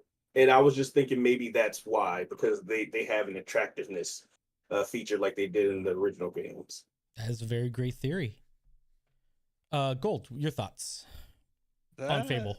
Would play out pretty interesting. I'm wondering how the internet would react to that. That's what I'm thinking about. Anyway, I need to see more Fable, man. Yeah. I really just need to see more of it in action. I know there was gameplay and stuff, but there wasn't enough for me to sink my teeth into. I don't really know what this game is. So I'm just gonna have to wait on that. I really do trust Playground Games to get it right, but I need to see more. No, that's definitely very fair. Hopefully that is a 2025 title, correct? Yeah. Yep. All right. We will see So in we'll 2025, hopefully. We'll probably see it at the Direct in January. Yeah, the Direct in January. Maybe the Game Awards, who knows? Maybe another trailer. Gamescom. Xbox is hyping up Gamescom quite a bit, so I'm pretty excited for late August. So we'll see. I think we're going to see that. That's more about their booth, like the side, because they've been talking about how it's going to be the biggest Gamescom booth ever, and that's just because they're going to have Blizzard and Activision there. If you're going to and probably a Candy Crush section too, it's going to be at Gamescom. Yeah, if anything, Europeans are huge into RTSs like I am, and MMOs and stuff like that. Yeah, I think it's going to be more of their later slate Blizzard stuff heavy. Coming in the end of 2024, because now they got to start their marketing hype for stuff coming out in September, October, things like that. Honestly, it could be where Blizzard focuses on going down the road, because that kind of European audience, stuff like that. So I remember you were talking about that on Boom's podcast. You're talking about the European audience with MMOs and RTSs and stuff, and live service games and all that. Very PC heavy kind of games. PC heavy front. So I wouldn't blame Blizzard actually for kind of doing Gamescom instead of BlizzCon. Yeah, no, definitely. We could go into Indiana Jones. That was my game. I love the Indiana Jones series. I've grown up on it, and plus that trailer was just, the choo choo choo choo. It was so great. That was so written so well and just so well done. The biggest thing about Indy is it looks like an Indiana Jones movie. It feels like an Indiana Jones movie. It just, everything about it is Indiana Jones. And that's what, as long as it has that, it's going to be a 10 out of 10 for me. Even if, as long as it feels like you're playing Indiana Jones and you're immersed in the Indiana Jones movie, that's it for me. That's all I need from that game. I've seen people say the combat and things look kind of simplistic, looks kind of rinse and repeat. Indy isn't a very overall... They haven't shown enough of it for anybody to make that opinion of it so far. What have they shown of the combat and of the gameplay for you to be like, oh, it looks rinse and repeat? But you also got to think too, Indy is very simplistic. He's not a superhero. He's not, he's a normal man. He bleeds, he can die, things like that, so you kind of have punches Nazis. Yeah, he punches Nazis. You got to kind of keep it very simple in that aspect. So I wouldn't mind it, if it was just punching, whipping, and maybe some gunplay. That's all right. It doesn't need to be more like a crazy in-depth game, because that's not Indy. It's a 1980s movie, late 1980s, I think it was 81. I think was. Yeah, I think. Yeah, something around there. Yeah, so it's all right. If you're looking at 79. What I expect. 79. What I expect from Indy is, if we're looking at Machine Games and the games that they've made so far, and them saying that indie, we know indie's not a big, like, it's not going to be very heavy shooter driven because that's not Indiana Jones, and they've stated that it's not going to be super shooter heavy.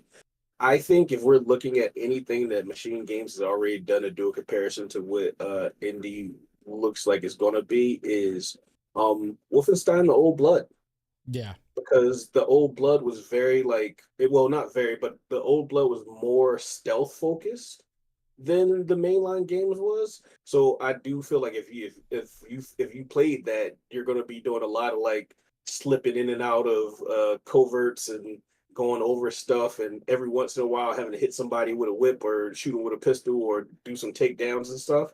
But I'm expecting to be more stealth oriented than a typical Wolfenstein game, and with more puzzles than we've seen in Wolfenstein games, even though the Wolfenstein games have their fair share of puzzles, No, fair. surprisingly, that you wouldn't think of. But that's what I'm expecting, and if they at least meet that or surpass it, then that's going to be great. With the indie game, what's going to be important is the story and the atmosphere, because they want to nail Indiana Jones, and so far for what they've shown, I think they're doing that. No, definitely. I agree. I think, yeah, it looks like I said, it looks like indie, feels like indie. I mean, I wasn't sold on Troy Baker, but hearing him talk more and more, I was like, damn, that's actually a pretty decent, voice actor, it sounds like indie, so that's all that matters to me, as long as they capture that indie feel. Gold, what about you? Sorry, you just I was sold on indie. Yeah, I was sold on indie back in January when they first showed it. Yeah. But Choo Choo Nazi sent it over the top. Oh yeah, that was just great. No, it showed the tone. I was pleased about that. But at the end, when it didn't show a release date, I was sitting there going,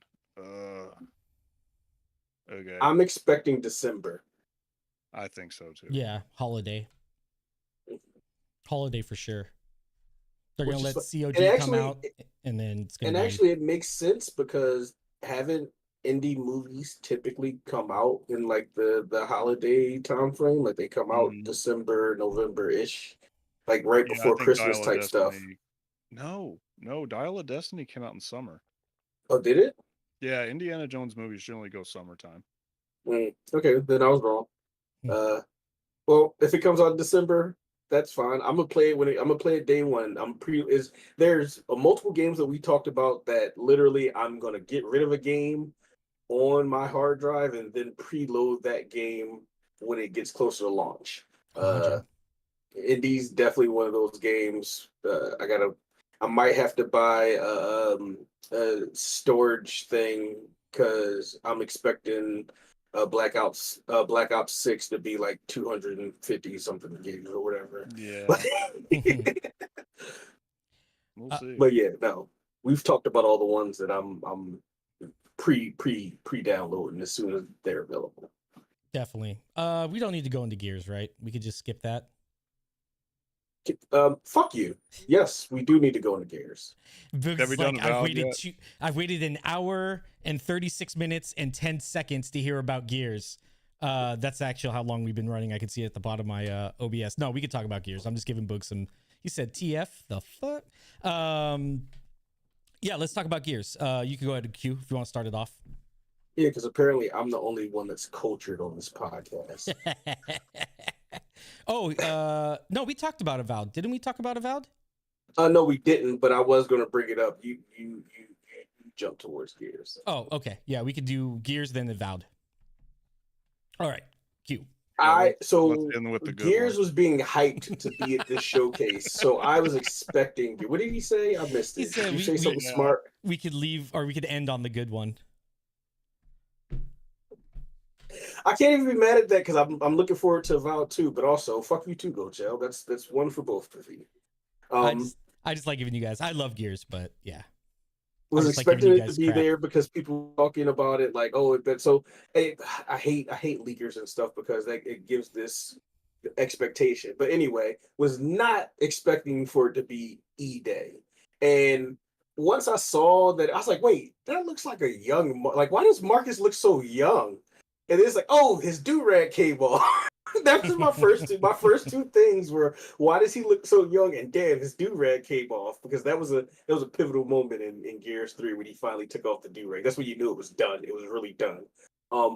I'm super stoked for E-Day. It's something that we haven't gotten, and it's the linchpin of the whole entire Gears universe. And I don't know if I don't know if I would have been more hyped for 6. I'm gonna be completely honest. I'm excited about 6 coming out. I'm looking forward to it. But if I feel like the surprise of it being E-Day and going back to something that I completely forgot that I wanted them to do in the first place, right? Like, not that I don't remember wanting E-Day, just me being so focused on this is what we've gotten so far, and I want to know what happens next. And then them being like, "Oh yeah, so I know you want what's happening next to happen, but boom, let's go back to the beginning. The Halo Reach of Gears, Gears E-Day, Gears of War E-Day, because they put the of War back in there for all you people that were super upset about them shortening it to Gears. But I am stoked. I don't feel like asking Corp to turn my mic down again, or else I would yell like I did in State of Decay 3. 'Cause that was also one of my moments where I was like, let's fucking go. No, definitely. I liked it. I when it came on, I think the leakers, this is a time where leakers actually made it better, because they were like, oh, Gear 6, Gear 6, Gear 6, Gears, they're talking about it. And then it ended up being E-Day, which now made it come completely out of left field. Oh, I think we lost Q's camera. But I'll keep going. Just if you're still listening, Q, we lost your camera, we lost your feed. Yeah, I know. I had to switch to it died. My phone died. I have to keep it plugged in apparently because it died. There we go. So this is my old crappy camera again. No, all good, buddy. Yeah, so I think this is the part where leakers made it better. So because everyone was like 6, 6, 6, 6, 6, they were so hyped and talking about it, and then it was E-Day, and it was just like completely out of left field. And I mean, this is like 14 years of Gears that they have to go through. So some people are thinking it's just going to be one. I was like, I don't think so.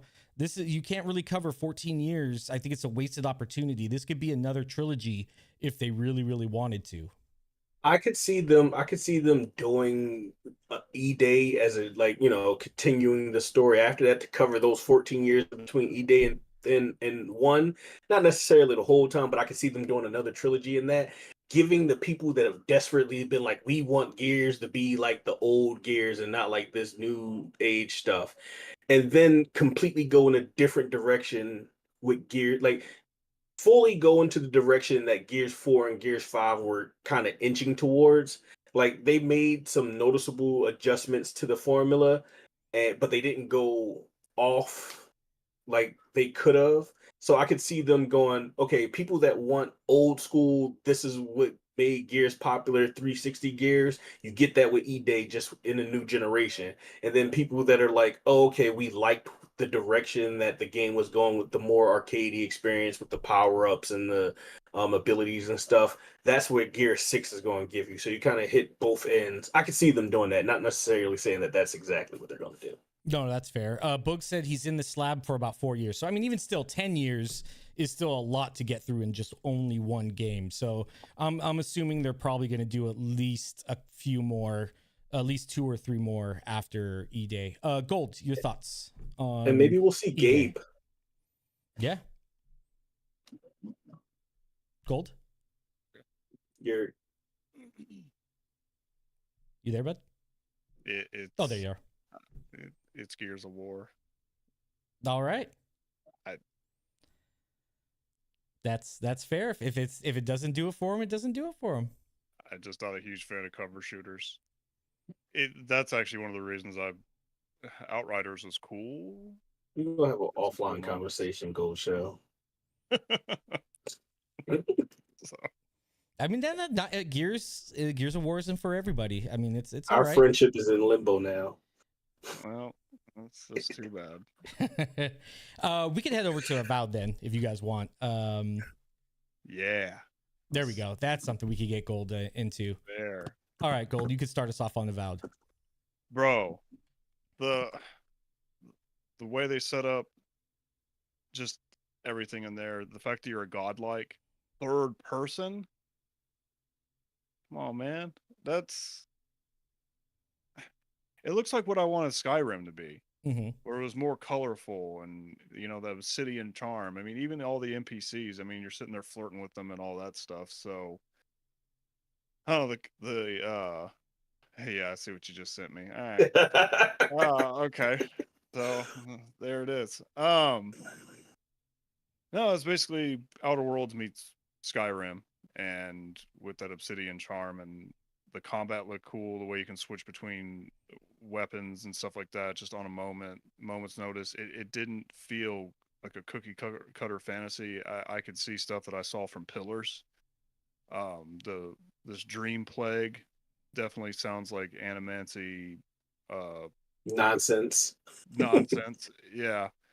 But I thought it was interesting that you're not playing a human or an elf. You're playing a godlike. And that was a big highlight for me. I mean, I've already kind of seen what the combat looks like. I just hope it's 60 frames. But Coalition is helping them out with that. So this is where I'll give my flowers to Coalition. Okay, maybe I don't like Gears, but if Coalition's helping somebody with a game out, it's going to run. And it's going to run well. So well, there's always been that rumor that there was a secret Coalition team going out and helping the other developers and the Xbox studios. I mean, it wasn't a rumor; it was true. It wasn't a rumor or a secret. Yeah, they ended up announcing it as they actually do have that, but it was like rumored to be, happening with this team that was going out, and then they actually said, no, this is actually happening. I think it was like a job ad or something like that. Somebody saw it, but. Yeah, I think they do like an announcement about it, or they put it in like a blurb or something. I remember reading where they're like there's a specific team in the Coalition that's helping with UE 5 and future UE games through the internal studios, which is great. It makes no sense to have a studio that is as good at using Unreal Engine as the studio that literally makes it, and not have them help the other studios get to that same level. Oh no, why definitely. wouldn't you? Yeah, this was just before we actually got confirmation. For years, like 2 years or something like that, it was told that Coalition was going around helping people, is the rumor that I was hearing, and then they actually confirmed it. Avowed, do you want to talk on it, Q? Yeah, I'm super, like I said earlier, I played through the first Pillars of Eternity. I gotta play Deadfire before Avowed comes out. I'm currently playing through the Outer Worlds. My favorite Obsidian game is one that I actually haven't beaten all the way, which is Alpha Protocol. I'm super stoked about this game. It's gonna be just like I did with Hellblade 2. It's gonna be it doesn't matter what I'm playing, the day that it's available, I'm putting that down and turning on Avowed. I'm looking forward to being back in the world of Eora because they did a good job with the world building in the first one. The Animancers and the souls and the ancient civilizations and the gods, all the stuff that they brought into the story. And even though they've been showing Carrie Patel a lot, who's the creative director who also did the writing for the DLCs that I'm playing through now, but about in one of the interviews where that most of the team is the team from the Pillars of Eternity. Obviously, some of the people that are in there aren't in there, like Josh Sawyer, because he was doing he's probably there now, probably not the director or whatever, but I'm excited about it. I'm very much looking forward to playing Avowed. It is interesting that you only play as a godlike. One of my characters that I didn't get that far in was a godlike. So I'm looking forward to see what that, because they did that for a reason, right? Like that's the only thing I can think of. They made you be a godlike specifically for a reason. So I'm looking forward to seeing what that reason is, because they didn't do it for no reason. I feel like it's going to have a big part. It's going to be a big part of the story that they tell in Avowed. And I mean, come on, the story is going to be epic. I haven't even played that far through it, but the beginning of Pillars of Eternity 2 Deadfire is you chasing down a god, a god erupts out the. Spoiler alert. Oh, I'm sorry. I'm Spoiler sorry. I'm alert. sorry. I'm sorry. All right, I won't go. Just I a won't heads go. up. I won't go There too we go. far into it, but you chase a god down like through the islands or whatever. No, that's So fair. pretty epic kind of quest that I feel like we're gonna be seeing on. And one thing that they noted during the week that they had little interview things because they had a little tidbit of it on there is there will be a third person option. So Nice. that's going to be interesting because not that I don't like playing games in first person, I absolutely do. But when I'm playing several first person games in a row, like I like to kind of the mix it up a little bit in terms of perspectives in my games. And a lot of the games that I have on my slate are first person games, and I'm perfectly fine with that. But just being able to have that little bit of let me just change it up a little bit. Let me press the hamburger button and walk around third person for a bit. I'm excited about that. I wasn't expecting for them to do that. That's I would have liked that. I hope they do the same thing in Outer Worlds too, because I would have liked that in Outer Worlds to be able to switch between the perspectives. Well, we will All, definitely all see games that. should have that.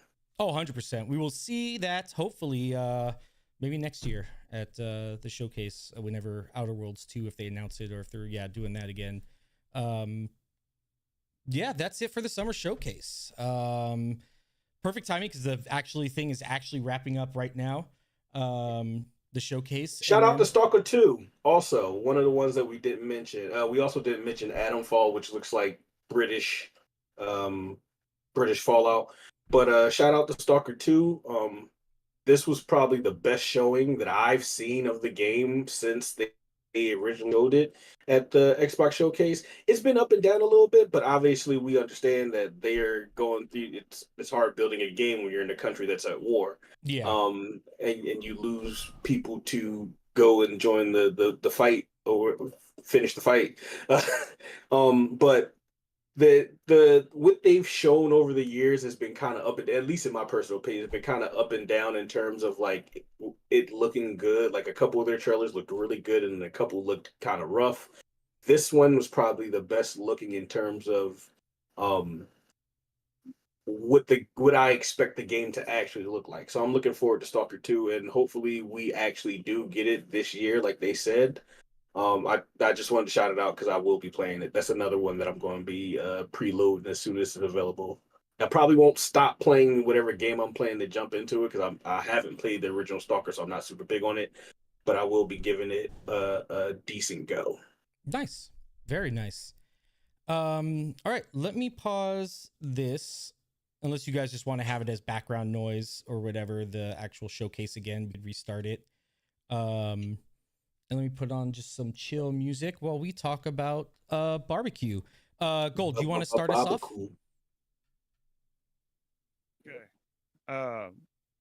As far as barbecue goes, I'm from the Kentuckiana area, and in a little city called Owensboro, they do a international barbecue fest, and it's down by the river. And they recently merged it with bourbon because they opened up 2 bourbon distilleries here in the area. So it's now called Bourbon and Barrels. This thing's been going on, I think, since the 70s. And it's just all sorts of vendors and stuff like that. I don't know how you all do barbecue in your areas. You know, you're in the East Coast, or Cork, you're in the West Coast. But we do a lot of pulled pork too, but we also do a lot of mutton, and we don't pre-sauce it. I mean, some places do, but I prefer mine not pre-sauced. And then just have assortment of dipping sauces like a Western Kentucky mustard sauce, Davis County dip, and you just dip your brisket or your mutton. I prefer mutton over pork, if I'm being honest. But that's the way we do it out here. How do you guys do your barbecue in your regions? Or do you prefer something outside of your region? I mean, so there's different levels of barbecue. So like over in, I believe, like Kentucky, I think like St. Louis, they do more dry rub kind of stuff like that, if I'm not mistaken. Mm-hmm. Kentucky's more like vinegary kind of barbecue saucy kind of stuff. It's not like heavily slathered like Texas would be, more smoking, like actual barbecue sauce heavy in that like that. California doesn't really have a lot of like its own style. is like New York. It's a smorgasbord of just everything, all different styles. You could go anywhere. You know, most here in California, it's hamburgers and hot dogs. People do like smoking and grilling and stuff like that. You know, me, I have a smoker in my backyard. I do ribs and stuff like that, and I've been experimenting. But yeah, California doesn't really have its own style of smoke as far as I'm aware. It's just mostly kind of just taking influences from other places, like Texas, Kentucky, St. Louis, you know, that kind of style. That's basically the same for Jersey. Like, we don't have a specific like New Jersey style of barbecue. When I do eat barbecue, depends on who's cooking, obviously. But I tend to prefer my meats to be dry rubbed. Pause. Uh, Phrasing. so like, You know what was coming, man. so ribs. So ribs, dry ribs, brisket, more ribs. I like ribs. You know, burgers and dogs is always burgers and dogs. I think one of the thing, chicken. Yeah, give me. Now chicken. I like sauce. I'd rather have chicken with a little layer or something on it than have it dry rub, because that don't work out always the greatest, at least in my opinion. One of the things that people typically don't talk about when they talk about barbecue or like cooking out or whatever is the vegetables, the sides, like the extra stuff. Yo, toss me a grilled corn on the cob. Grilled corn on the cob with a little bit of salt and butter that thing up. Something about the flavor from, I've never had smoked corn, but I'm pretty sure smoking some corn on the cob would be fantastic as well. But there is something about that the smokiness, the flavor that you get from, and I prefer charcoal over gas, personal. Oh, that's fair. But there's something about that flavor that you get when you get that good sear on a piece of meat or vegetables on the grill, and you get that good, like, probably carcinogenic crust, that taste, that char. It just makes grilled barbecue food way different than what you eat normally. Love it. Yeah. Kebabs. For me, usually how I do like my ribs, I usually get like a nice little baby back, you know, St. Louis kind of style ribs. I usually do low and slow for about like 225 for about 3 or 4 hours. For my ribs, usually I'll season them up real nice, use mustard as a binder, you know, and get them kind of going. I start after like the first hour, 2 hours, I start spritzing. Depends on my mix. Usually I do like half apple cider vinegar, half water is usually the standard. Sometimes I'll get a little flashy and do like apple cider vinegar with some orange juice and water, you know, kind of mix it, or a pineapple juice. Kind of depends on what you're doing. Pork is normally more like, especially with like the woods, you want to use like more fruitier times, like cherry wood, you know, things like that. Peach, you know, apple wood, things like that for pork. And then for like steak, you want to use more of like the hardwood, that kind of deal when you're smoking, at least. But yeah, I'll do that for about 3 to 4 hours, and then I'll bring it in. I'll get some butter. I'll dab it up on top, and as well as a little bit of honey.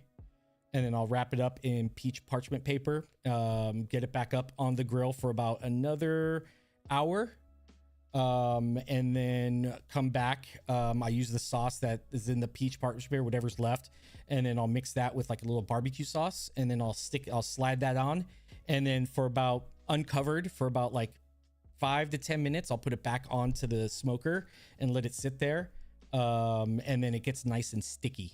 So then when you start pulling apart the ribs, you get like that nice tackiness on the ribs. At least that's how I make mine. You see, I had to wipe my face. I had a little drool going there for a second. Yeah. Yeah, I do like a little honey and thing, and then I put it back on, and then I'll do a little mustard. I mean, not mustard, barbecue, like different kind of barbecue sauce. And then it comes out nice and sticky, the kind of ribs, and it's really nice, tender, juicy. You want to see the pull back on the bones. It's nice. So that's how I do mine. But you are true, there are some sides that often get not as noticed. It's not really, I mean, I do it for summer.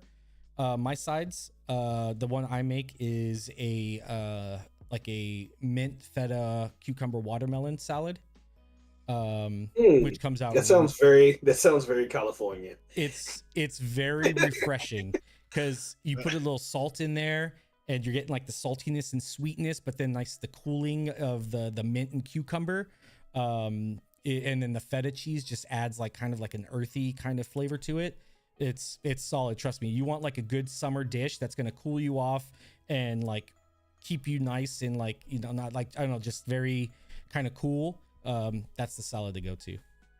Hey, I'm with it. I like everything in that name, so it got to be good all together, right? Yeah. What were you saying, Gold? Is there any other seasons in California? No. So is this an all-year thing? I mean, you can. I mean, sometimes, usually during the summer, yeah, we do go up to like 90 degrees every now and then.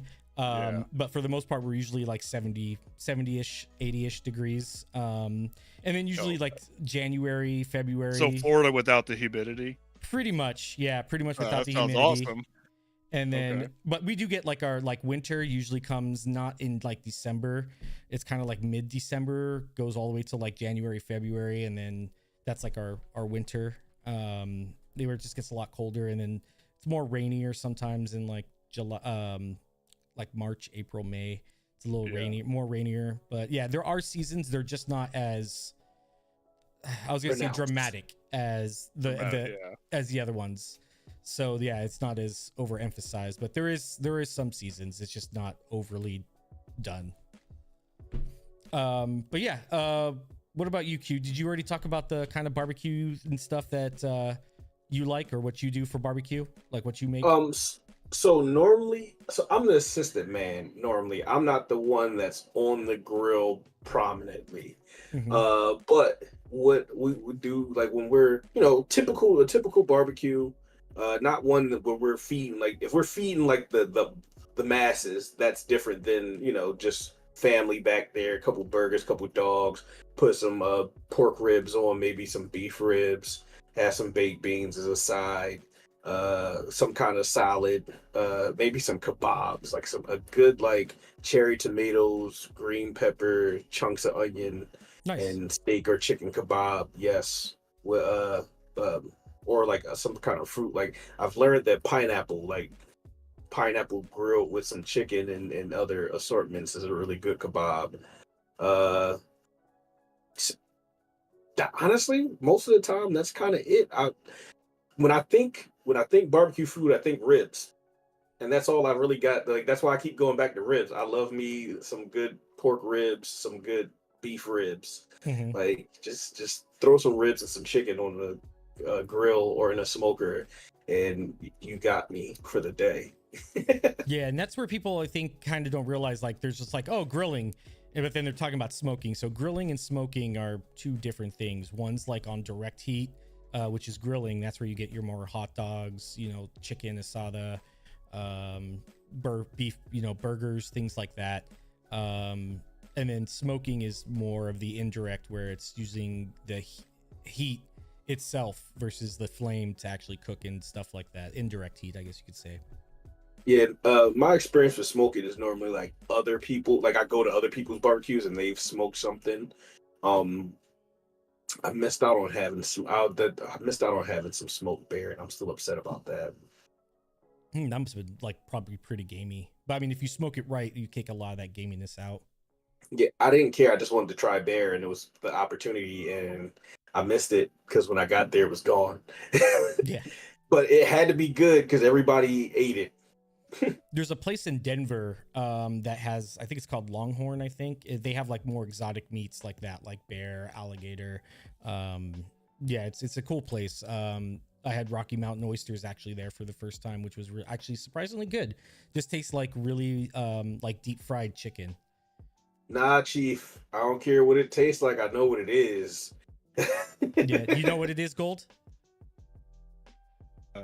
No. Rocky Mountain Ain't oysters? no seafood in the Rocky Mountains, bruh.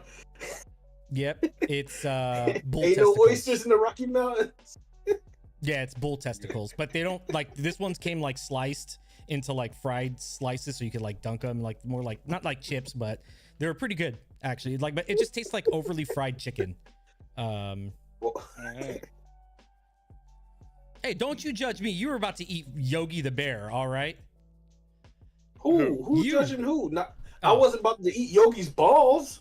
Yeah, but you're about to eat Yogi at least. We've all had questionable food choices, so I'm not gonna. But I just personally, if somebody was like, "Here's some Rocky Mountain oysters," I'd be like, "You can have those back." I mean, I eat everything. It's just you have to like frog legs. Those are delicious. I've had alligator. I've Yeah. had gator. bison. I've had yeah, I've had bison. Bison's excellent. yeah, Yeah. goat. I mean, I've tried it all. So it's just you have Oh yeah, to. nah. A good goat curry is delicious. I love miso. That's my favorite. That's my favorite thing to get. Oxtails and like goat curry are my two biggest Jamaican food gets. Nice. I can't do goat curry. I love curry, but I can't do it. It stops me up something fierce. So Probably just curry in general usually doesn't sit well for a lot of people. yeah, no, He said, "I we put can talk down about some curry, just I not." put down some curry, Japanese golden curry, Thai curry, chicken korma, Indian food. I love that. How about goat curry? It just, I don't know. Maybe I need to give it another shot. You said that there's Jamaican versions of it, or it's Jamaican. The goat curry that I have has been Caribbean, mostly Jamaican. I've had some Haitian goat curry too. I do like jerk flavors, so I may have to try a Jamaican goat curry because that sounds Dude. pretty awesome. Do But- do yourself a favor. I'll definitely do that. I guess I'll go with my sides, which I'm surprised no one said for the barbecue. Go ahead. Coleslaw? I don't eat coleslaw at all. I hate it. No. Nope. No. Cork? No coleslaw? I don't make it like oftentimes my girlfriend likes it, so I'll just eat hers. I don't mind it too much, but most coleslaw usually just tastes the same from like everywhere. So there's no like, you know what you're getting with it. Like me, I'm more something that needs to be a little nuanced. So I don't Yeah. mind eating coleslaw. I like it, but for me, it's just always tastes the same. I like my cabbage cooked. Fair enough. And a good potato salad with the skin on, especially red potatoes, and you throw a little bit of Cajun powder in it. Tony Yeah. Red Satcher. potatoes are the only ones that I Or gold. keep the skin on when I do potato salad. The skin off for everything else. Red potato is the only time that I'm like, yeah, skin on. Yeah, I mean, there's also the the usual standard like baked beans, mac and cheese, collard greens, things like that. Fried okra, I usually like sometimes too. I've seen at certain barbecues, more southern barbecues. I wasn't fried getting pickles. deep into sides. Yeah, but no, I mean, I know there's definitely some sides and stuff for people that do want to talk about or hear about it. But yeah, for the most part, barbecue is awesome. It's just especially here in California, it's always every summer, everybody's barbecuing and grilling for the most part. It was funny. It's like when I was gonna bring it up when we did the part one of this, but the weekend prior to us trying to do part one, I was at 3 different barbecues in the same week.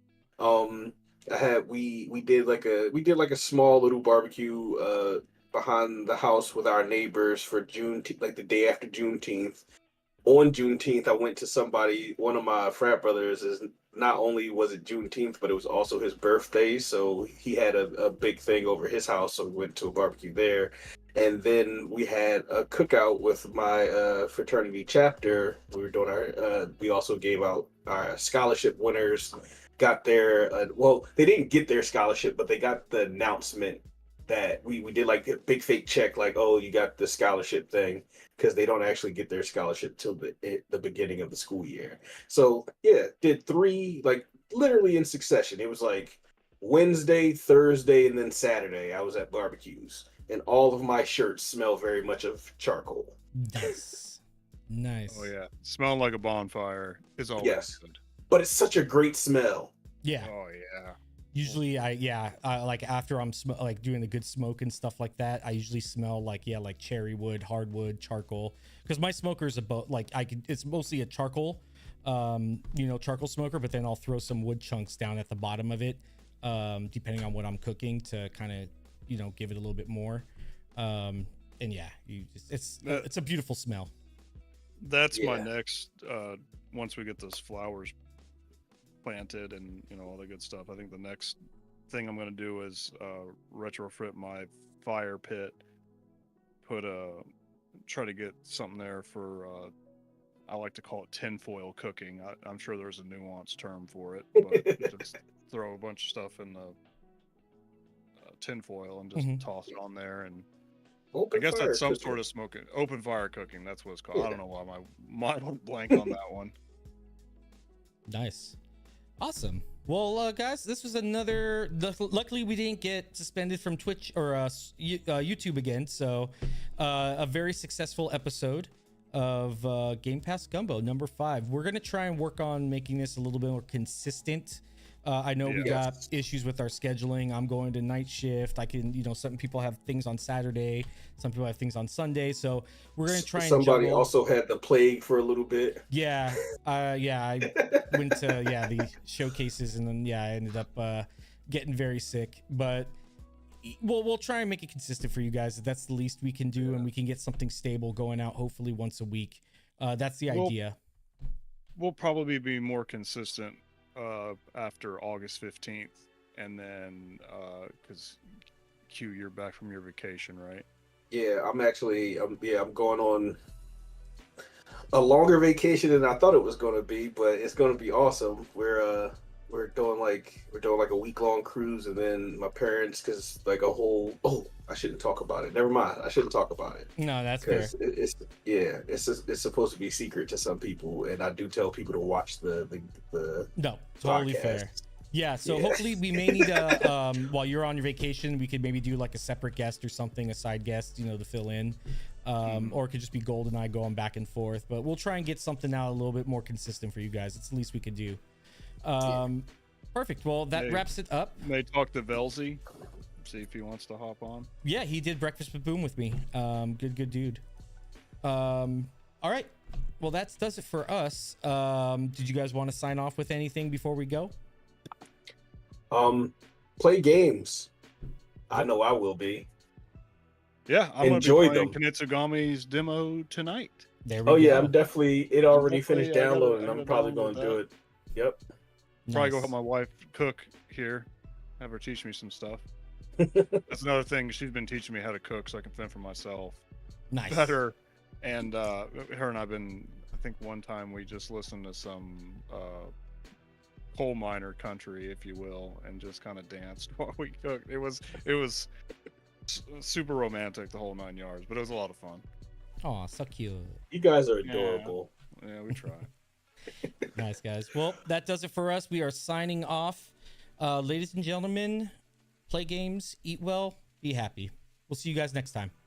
Take her easy. Peace. Like and subscribe. And Q and I got some solo stuff too that'll probably be in the works as well. So Yep. Thank you, and tune in for other stuff.